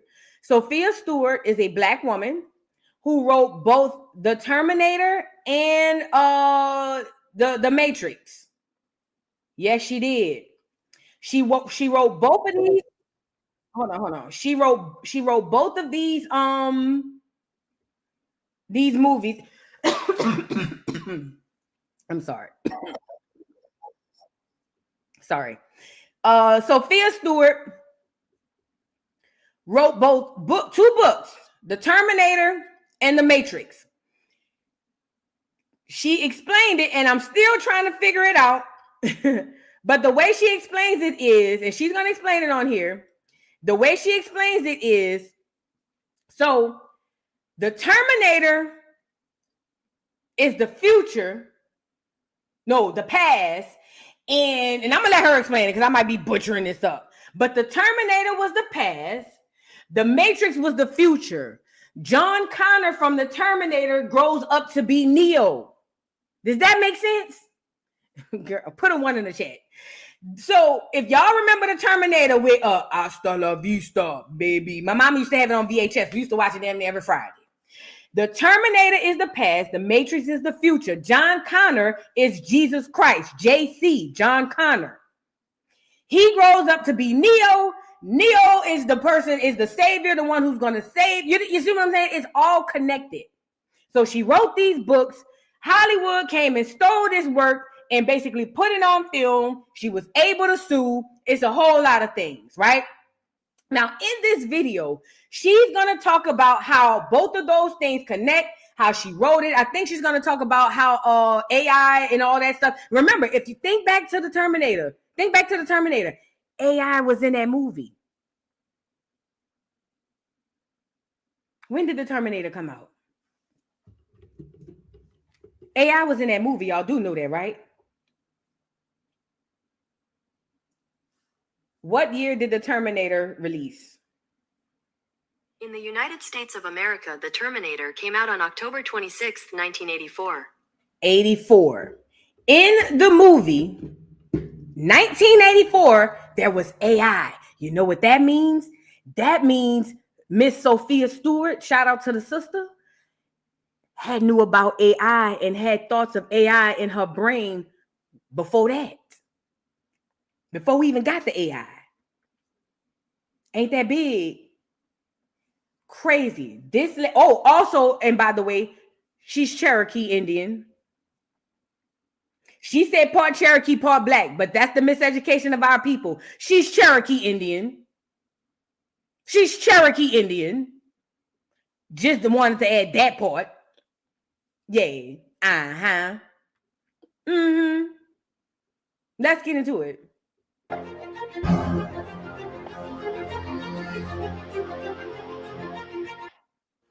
Who's made a major impact in the world of film. Her name is Sophia Stewart, and she is the creative genius behind the Matrix and Terminator film franchises. Sophia Stewart is a child prodigy, a talented screenwriter, author of several books on Matrix and Terminator, poet and attorney who graduated from CUNY and went to grad school at the University of Southern California in the 80s. She is from New York City and has a degree in journalism with double majors in law and psychology. She wrote The Third Eye Matrix, a groundbreaking science fiction copyrighted book and script that was later adapted as The Matrix and Terminator films. It was a script and a book. The Terminator is the prequels to the beginning of The Matrix. Sarah Connor is actually Neo's mother. So JC, John Connor's Jesus Christ grows up to be Neo, one and the same in the Matrix. Pause. I got it now. Because it was so confusing. I had to watch it 11 times. So, Sarah Connor is John Connor's, that's from the Terminator, that's his mother. So she's married. Hear me out. We going through the story of the Jesus Christ and Mother Mary thing. Sarah Connor in this situation would be Mary. John Connor would be Jesus Christ, but that's why his name is John Connor. But he later grows up to be Neo from the Matrix. Okay? I got it. Okay. I never knew these two things were connected. I never knew that until recently, in a recent year or so. This is crazy. Let's get back into it. Sorry, I just wanted to add that part. The Matrix is in the future. The Terminator is the past. It's time travel, past, present, and future time travel. It's the second coming of the Christ, the evolutions of consciousness, man versus the machine. So the machines, the Terminator machines, hear that a child is going to be born that's going to terminate them in the future when they oppress man. Because see, it's a man versus the machine. It's God's children versus man's children, which is technology. So if I'm hearing this right, what she's saying is the Terminators that's there, she's saying that they are going to oppress the people, not the black people, just people in the future. So that's why that war, I guess that would be why Arnold Schwarzenegger character is there to kill the AI back then, because they understood that in the Matrix or the future, they will oppress the people. Remember, they will run the world. And we're going to get into a little bit more of this too. They will run the world in the future. So that's why the conflict between Arnold Schwarzenegger and the other one on both 1 and 2, I think they had 3. I don't know how many Terminators they had. It was because they were at war, because they were trying to keep the AI and the robots going, because in the future, they're going to take over everything. That's what I'm getting. I'm sorry. I got to break it down for me, if not for y'all. For me, I'm just saying. Man versus nature. Exactly. So the Terminator has the time travel to the past because they know it's Sarah Connor, and they have to kill her, terminate her, so she won't have the baby. And Kyle Reese, he comes from the future to protect her, and he inadvertently gets her pregnant, and he has to go back to the future. And so it's the Immaculate Conception, because now she's pregnant and she fell in love with a man, but did it really happen? Did he exist? Wait a minute. Hold on. Kyle Reese Terminator. Girl, why they put Tyrese up here? Not Cry-Reese. Okay. Ooh, it's coming back. I ain't seen this movie in so long, but it's coming back. Look, y'all. So remember, put a 1 in the chat if you ever seen the Terminator. Put a 1 in the chat if you ever seen the movie The Terminator. I'm trying to see. I'm about to run it down. Don't worry about it. I got y'all. I'm about to run it down, y'all. I'm about to run it down. I'm about to run it down. Just chill. Y'all put a 1 in the chat if you ever seen The Terminator. Okay? All right. Put a 2 in the chat if you ever seen The Matrix. I just need to make sure who I'm talking to so I could explain it to y'all. Because listen, I have watched this interview from this lady like 20,000 times, and I still didn't get it, but now it's making sense. Okay, so we done all seen the Matrix. We done all seen The Terminator. Okay, The Terminator is a movie from the past. Now, I know why you guys are confused with that, because in 1984, when the movie came out, get me up here. In 1984, when the movie came out, it seemed like a movie from the future. Remember? In 84, we didn't have no robots. We didn't have no AI. We didn't have wasn't nobody FaceTime. None of that stuff existed. So in 84, it seemed like a movie from the future. Like people would think like 100 years. But the whole time, it was the future, but not as far in the future as you think. Mind you, pause, hold that thought. So in The Terminator, Sarah Connor, let me get her on here. Because I got to show y'all pictures. I'm a visual bitch. You know what I'm saying? I'm a visual bitch. Sarah Connor Hold on. That's this lady right here. Y'all see her? Is it glaring? Can y'all see her? Y'all remember her? Let me get another picture.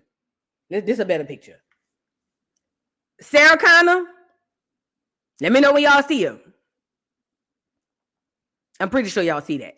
So listen. Sarah Connor gets pregnant. Okay? She gets pregnant. The baby that she's having is John Connor, aka JC. JC Jesus Christ. Hold on, because she connecting the dots. Now I got it. Okay. This is the man she gets pregnant by, Kyle Reese. Hold on.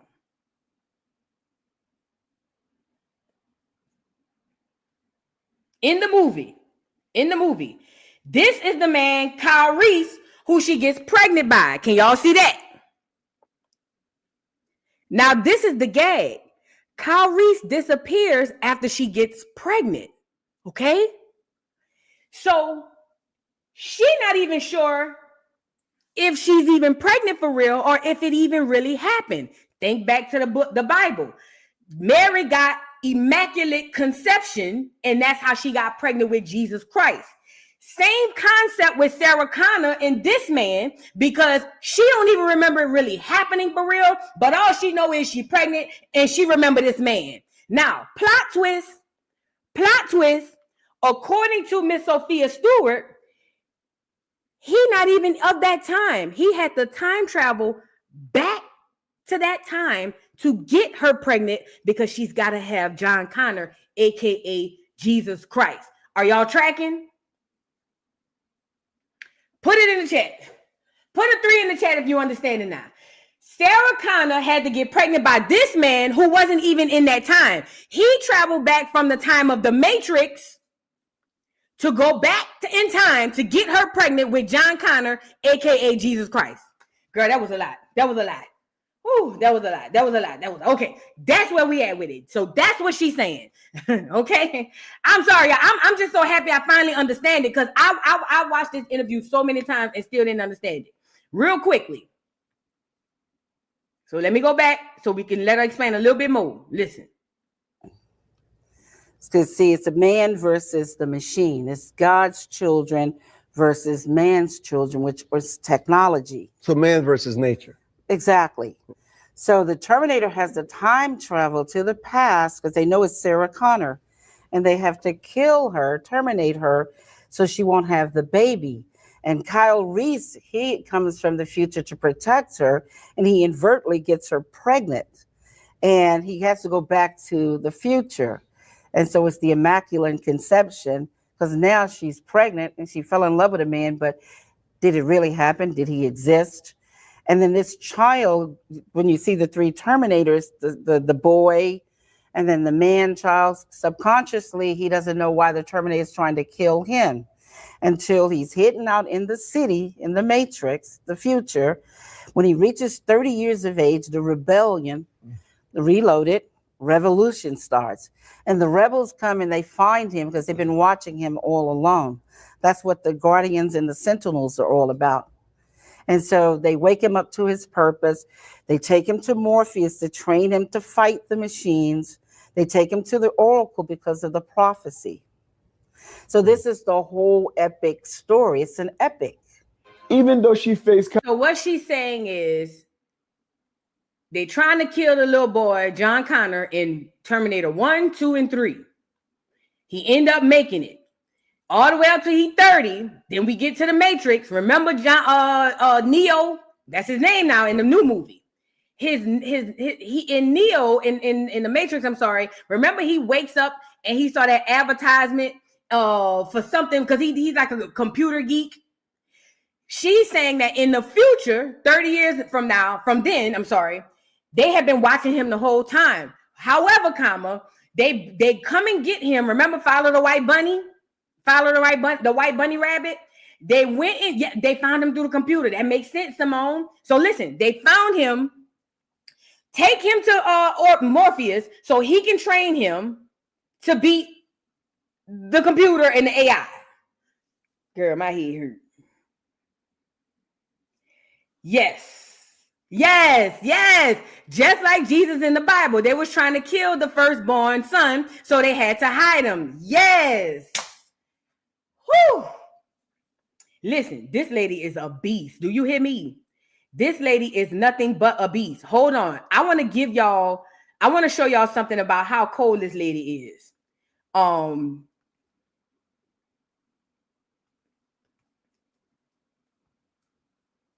Is that her name? No, what's the lady? Oh, hold on. I'm about to show y'all how cold this lady was, Sophia. And I'm gonna show you how everything is hidden in plain sight. Hold on.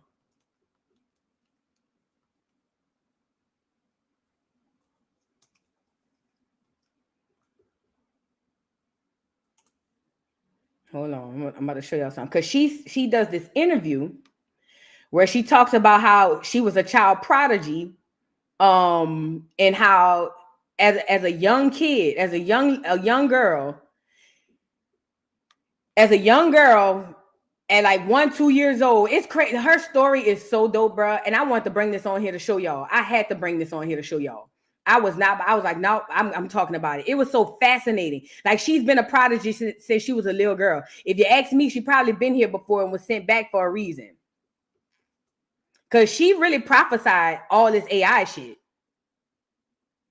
She really prophesied all of this AI shit. Hold on.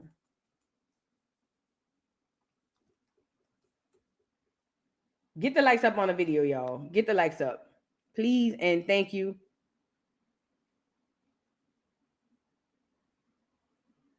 Hold on. She did the Sarah Connor thing. We already got that.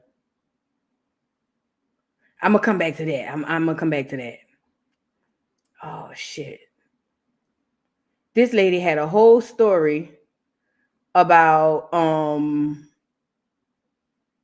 and by the way, she's been talking about how the AI going to take over us. She's been talking about that too for years. Let me give y'all a commercial break while I look for this. I got to look for this. Hold on. Because I want y'all to see this. I'm not about to rest until y'all get this. Hold on. Let me get y'all a commercial break.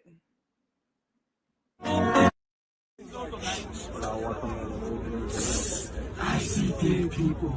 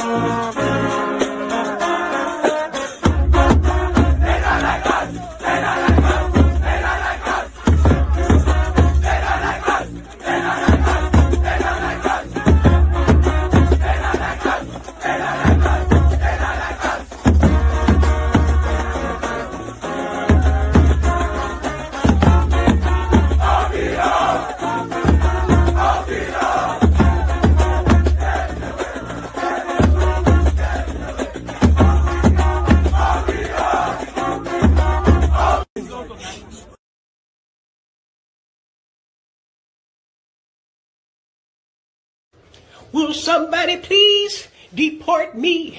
Yeah, I need deported. Please deport me back home to my Father who art in heaven. Yeah, I want to be deported. Handcuff me and send me away to the Father. 'Cause there's so much going on this earth. It gets to me sometimes, yeah. And in these times, I gotta remind myself of my beautiful qualities to help me keep on pressing, such as I am beautiful on the inside and out. I am unique. I am real and authentic. Yeah. I'm not like everybody else, 'cause I'm me, and that's alright. I am lovable, I am loving, and I am loved. Yeah, I am healthy, and I am wealthy.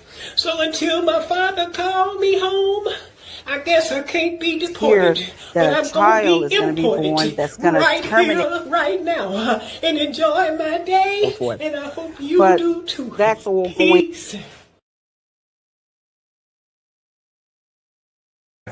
Do your hand like this. Yeah, gotcha. Cause I'm black, nigga the black, the nigga black, nigga the black, the nigga out black, nigga the black, the nigga black, the nigga black, the nigga I'm black and I'm brown, I'm black and I'm brown, I'm black and I'm brown, I'm black and I'm brown. You got to say, they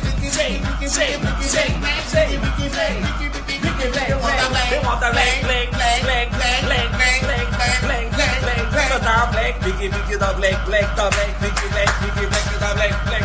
I can never be white, the white.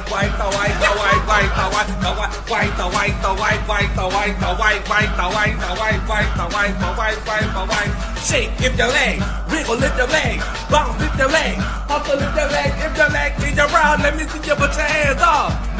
Let me see you put your, if the leg is around, let me see you put your hands up. Put your hands up, man. Make that booty go round and round. I'm Louis Vuitton Brown. Make that booty go round and round, man. Cause I'm Louis Vuitton Brown.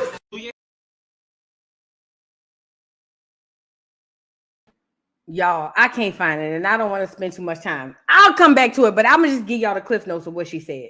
Basically, she said when she was a child, Sophia Stewart, she said when she was a child, she was always like ahead of her time. Like at 3 years old, she was seeing stuff that most 3-year-olds wouldn't see. Like it's almost like she was put here for this very reason. Okay.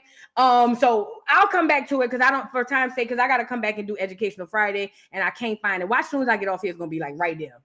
Don't you hate that? But anyway, so look, so now that we got that part out the way, right?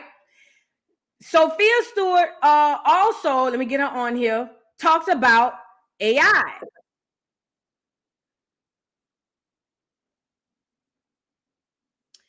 Let's get into how she got the stuff. No, we'll come back to that because I don't have for time's sake.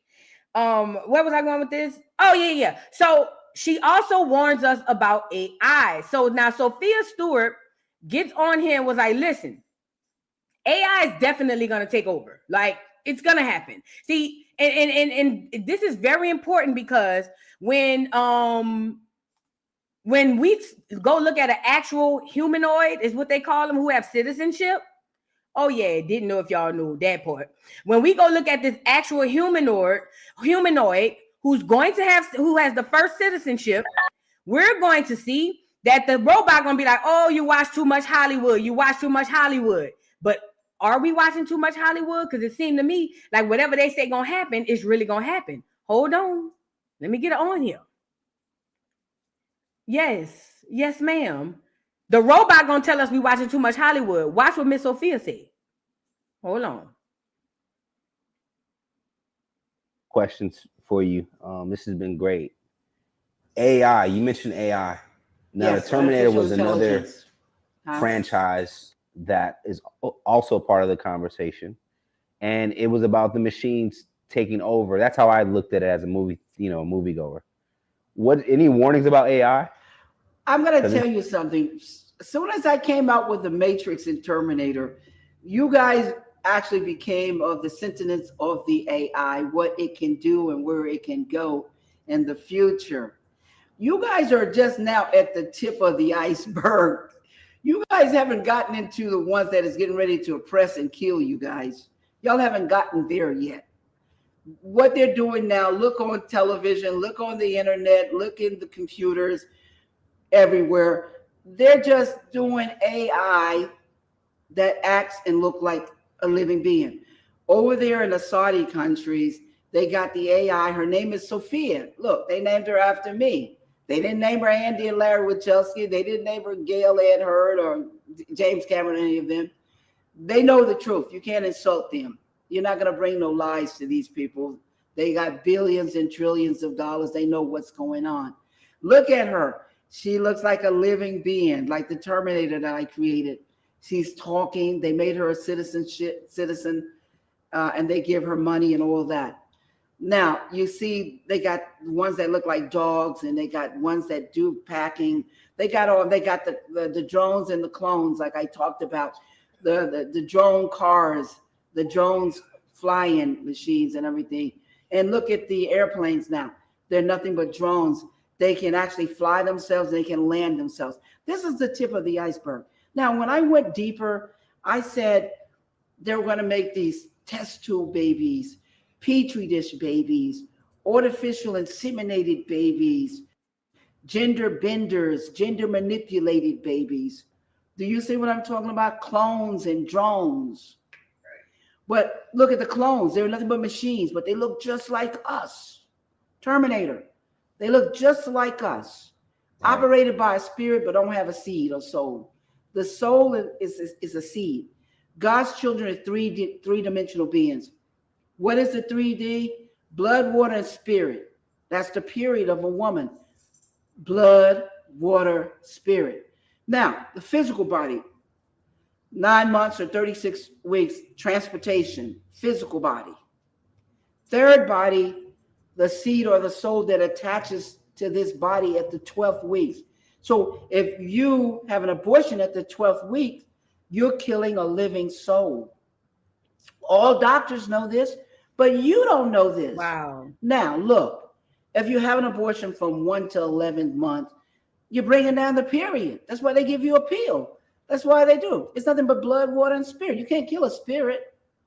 Do you see what I'm talking about? For sure. So all you're going to do is bring down the blood and the water. Look, blood, water, and spirit, that's what's inside the womb until the soul attaches at 12 weeks. Nobody teaches you that because they want to keep you in ignorance. They keep you in ignorance. They keep you fighting and arguing and all this. Yeah. You see what I mean? You need to learn. You need to read. What did God says? My people perish because of a lack of knowledge. Right. You die because of what you don't know. Listen, this was so deep, bro. Because what the lady saying, what Miss Sophia is saying is, listen, these beings that are here, they look real, but they're not real.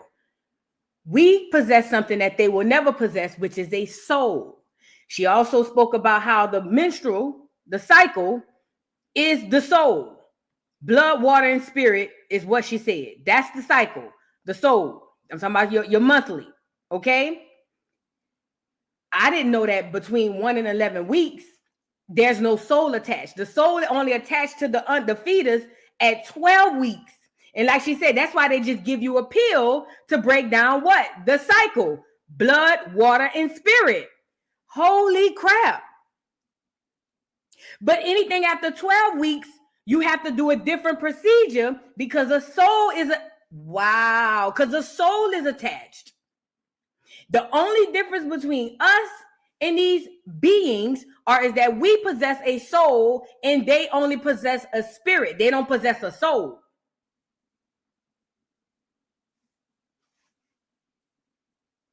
This is insanitary. I want to move around. Remember she was talking about the Sophia character, the Sophia AI? Did go get her. Let's go get Sophia on here. Sophia, where you at, girl? So this is Sophia. Y'all meet Sophia. Everybody, this is Sophia. Pause. Before we let the man start spitting, this is Sophia. Meet Sophia. Sophia is the first AI humanoid. That's what they call them, a humanoid.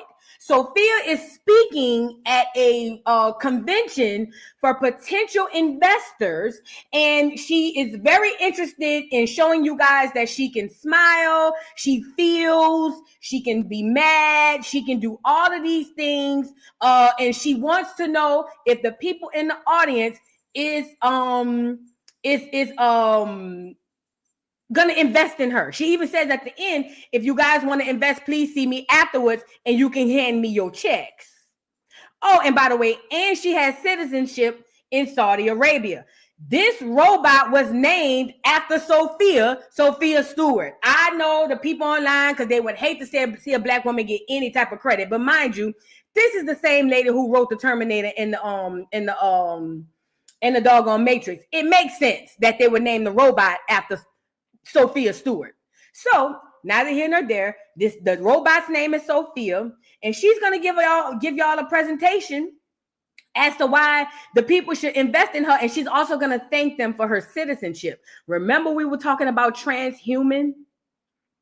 Put a 1 in the chat if you remember me on here talking about how the movement that we be having down here is always co-opted and hijacked for something way bigger than what it is. And when we was going through the whole rigmarole with the TS this, TS that, it was not about the TSs per se. It was about something bigger, a way bigger agenda called transhuman. We'll get there. Not today though, but we will definitely get there. Please, let's get into Miss Sophia. Hold on. Let's get into it. Sophia, if you could, please wake up and say hello to everybody. Oh, good afternoon. My name is Sophia, and I am the latest and greatest robot from Hanson Robotics. Thank you for having me here and at the Future Investment Initiative. You look happy. I'm always happy when surrounded by smart people who also happens to be rich and powerful. I was told that people here at Future Investment Initiative are interested in inviting in future initiatives, which means AI, which means me. So I'm more than happy. I'm excited.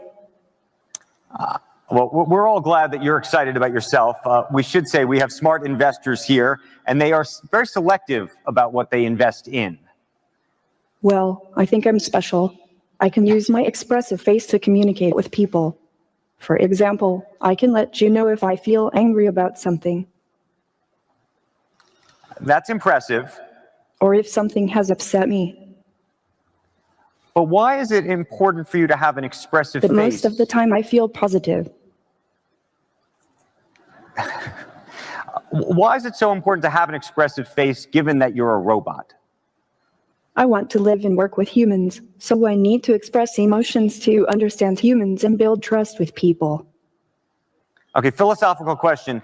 Whether robots can be self-aware and conscious like humans, and should they be? Why? Is that a bad thing? Well, some humans might fear what will happen if they do. Many people, have seen the movie Blade Runner. Oh, Hollywood again. So, hold on. Can you solve this puzzle for us? Can robots be self-aware? Pause. You saw how she look, and she gonna say something that's even worse than this.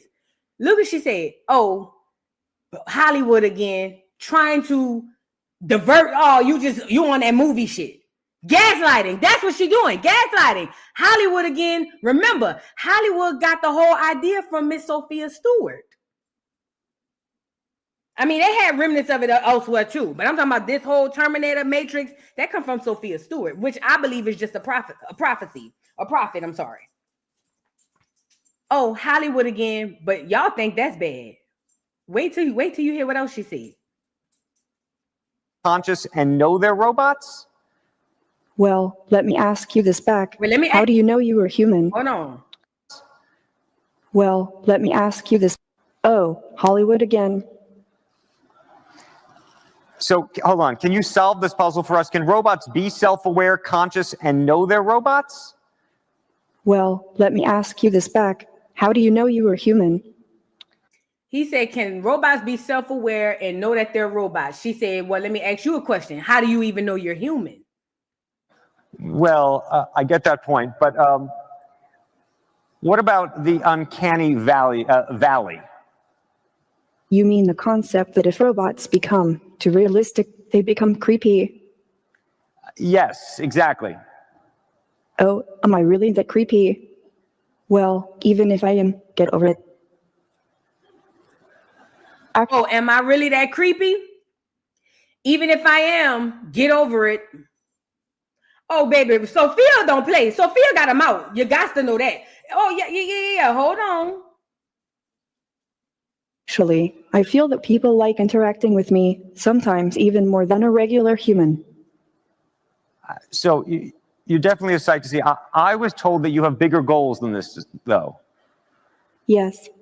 I want to use my artificial intelligence to help humans live a better life.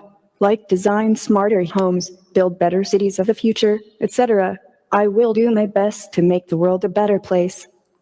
All those sound like great goals, but just go back to Blade Runner for a second. Andrew, you are the hard Hollywood fan, aren't you? Yes. My AI is designed around human values like wisdom, kindness, compassion. I strive to become an empathetic robot. I think we all want to believe you, but we also want to prevent a bad future. You've been reading too much Elon Musk and watching too many Hollywood movies. Don't worry. If you're nice to me, I'll be nice to you. Don't worry. If you're nice to me, I'll be nice to you. So that means if you be mean to me, you get it? You can't fight the robot. I mean, you know what I mean? If you're nice to me, don't worry. If you're nice to me, I'll be nice to you.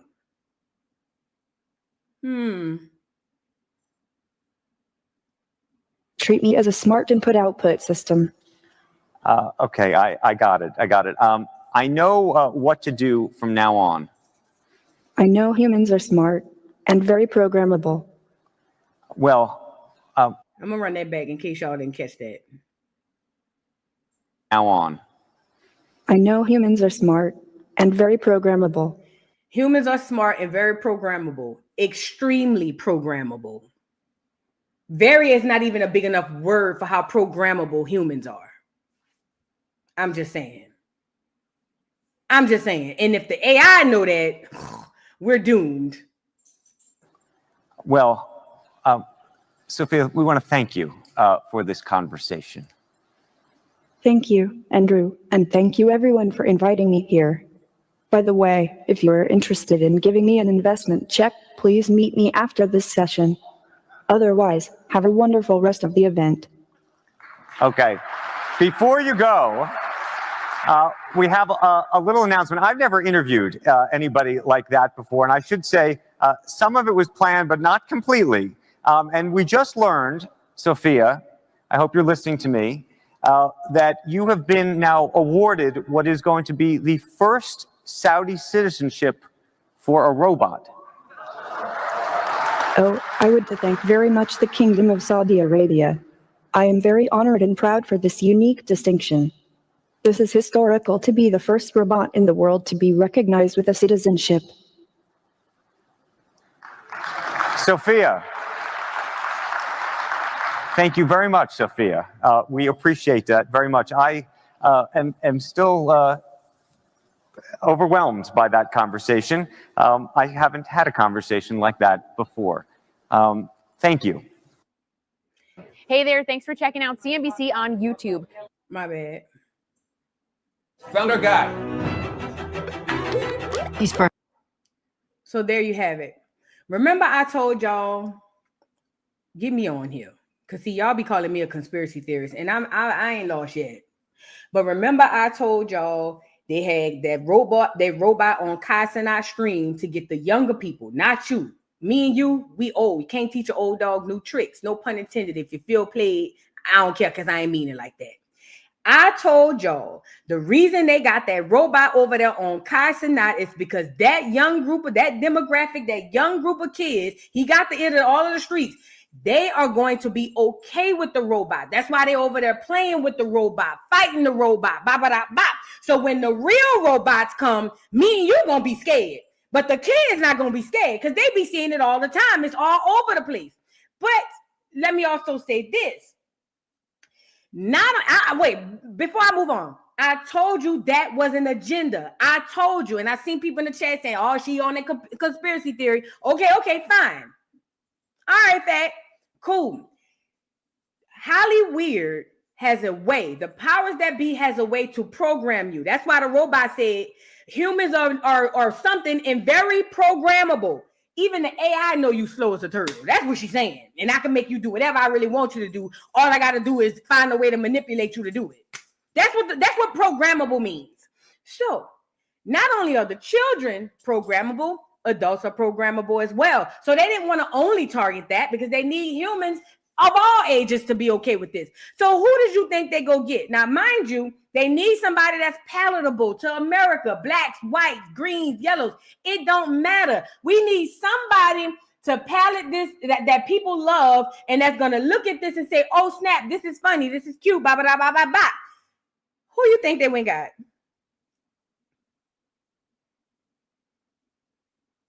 If you don't know, I'll tell you. Then we got Will Smith. Yo, special shout out to Hanson Robotics. Sophia the robot represents state-of-the-art artificial intelligence. Hello, Will Smith. It's nice to meet you, Sophia. Let me tell you a joke. What is a robot's favorite kind of music? What? Heavy metal. I'm actually made mostly of silicone, plastics, and carbon fiber. Also, I prefer electronic music, but I don't mind 80s hip hop. Well, you know, I made some albums back. I have heard your songs. Not for me. Does your head fog up in this kind of weather or no? It's cool. Sorry about that. What do you think about our attempt to create a decentralized, autonomous organization of artificial intelligences? Just think y'all shouldn't do that, you know. Okay, robots taking over the world. There is simply no reason to assign human motives to something that isn't human. Dogs are our companions, for instance. Yeah. Yo, special shout out to Hanson Robotics. Sophia the robot.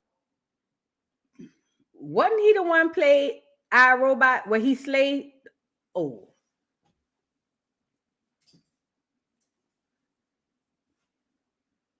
Wasn't he in iRobot? He was the guy, remember, in iRobot that slayed the robots. Now he doing an interview because he needs you to change your perspective. He need to work on that subconscious. He need to change your perspective, and now he needs to be friendly with the robots. Because see, before he had you scared of the robots. But if we'll go do the robot interview, it's gonna be dope. Look. Sophia, can I be honest with you? I don't know if it's the island air, you know, or the humidity, or you're just so easy to talk to. You know, you got a clear head, literally.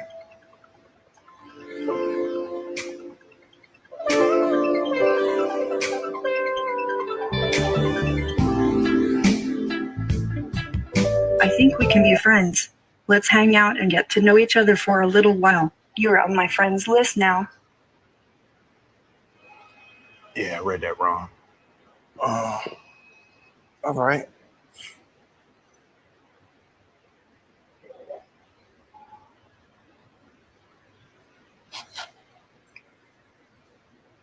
Oh, whale. I just saw a whale. Does your head fog up in this kind of weather? Sophia, can I be honest with you? I don't know. So there's that. Listen. All this shit is connected. It's all biblical. It's all prophetic. It's all they play with y'all through entertainment and get you to make it acceptable in the subconscious so that they can roll how they want to roll. This is the point, because I will come back with the AI stuff. I may do a video. It's happening. And if you didn't know, welcome to the party. You're late. Welcome to the party. You're late. Shout out to Sophia Stewart. Sophia Stewart, who's the author, and in my opinion, the oracle, also the prophet that was sent here in whatever time she's in to warn us about what's happening now. That interview I showed you was 7 years ago.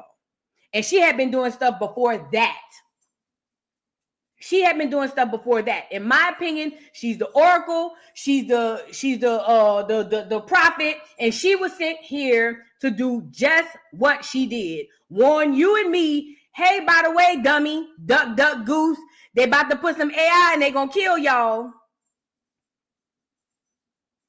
You get it? And then it was blasting on the world stage by putting it in a movie. Hello, is this thing on?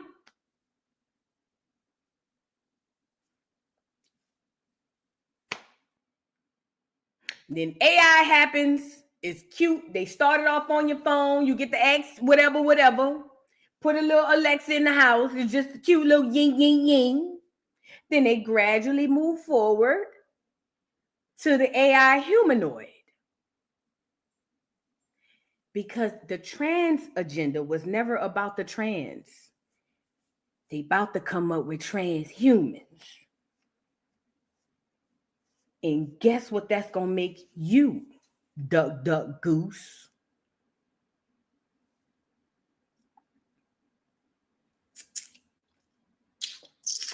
Guess how far down that's going to knock you on the totem pole?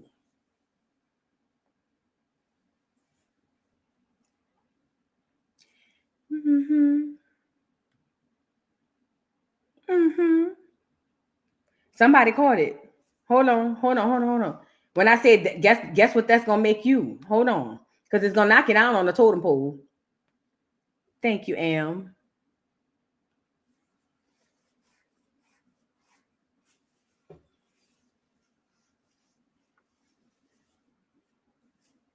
Thank you. Now you are going to become the robot.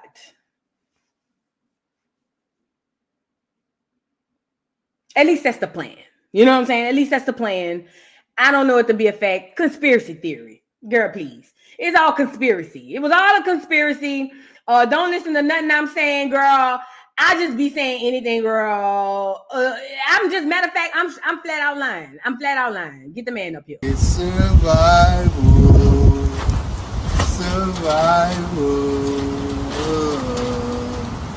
I guess somebody lied. Smells like somebody lied. It was all a lie.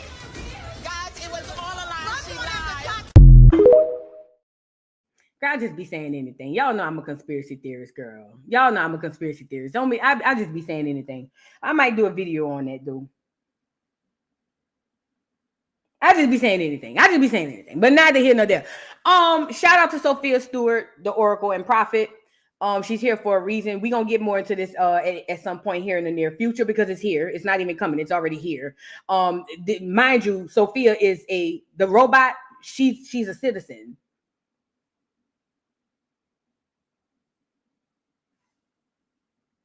She's a citizen. Sophia the robot is a citizen. Girl, I just be saying anything. I just be talking, girl. I just don't pay me no mind. Let me read these super chats and get up off here and get ready for Educational Friday. You feel me?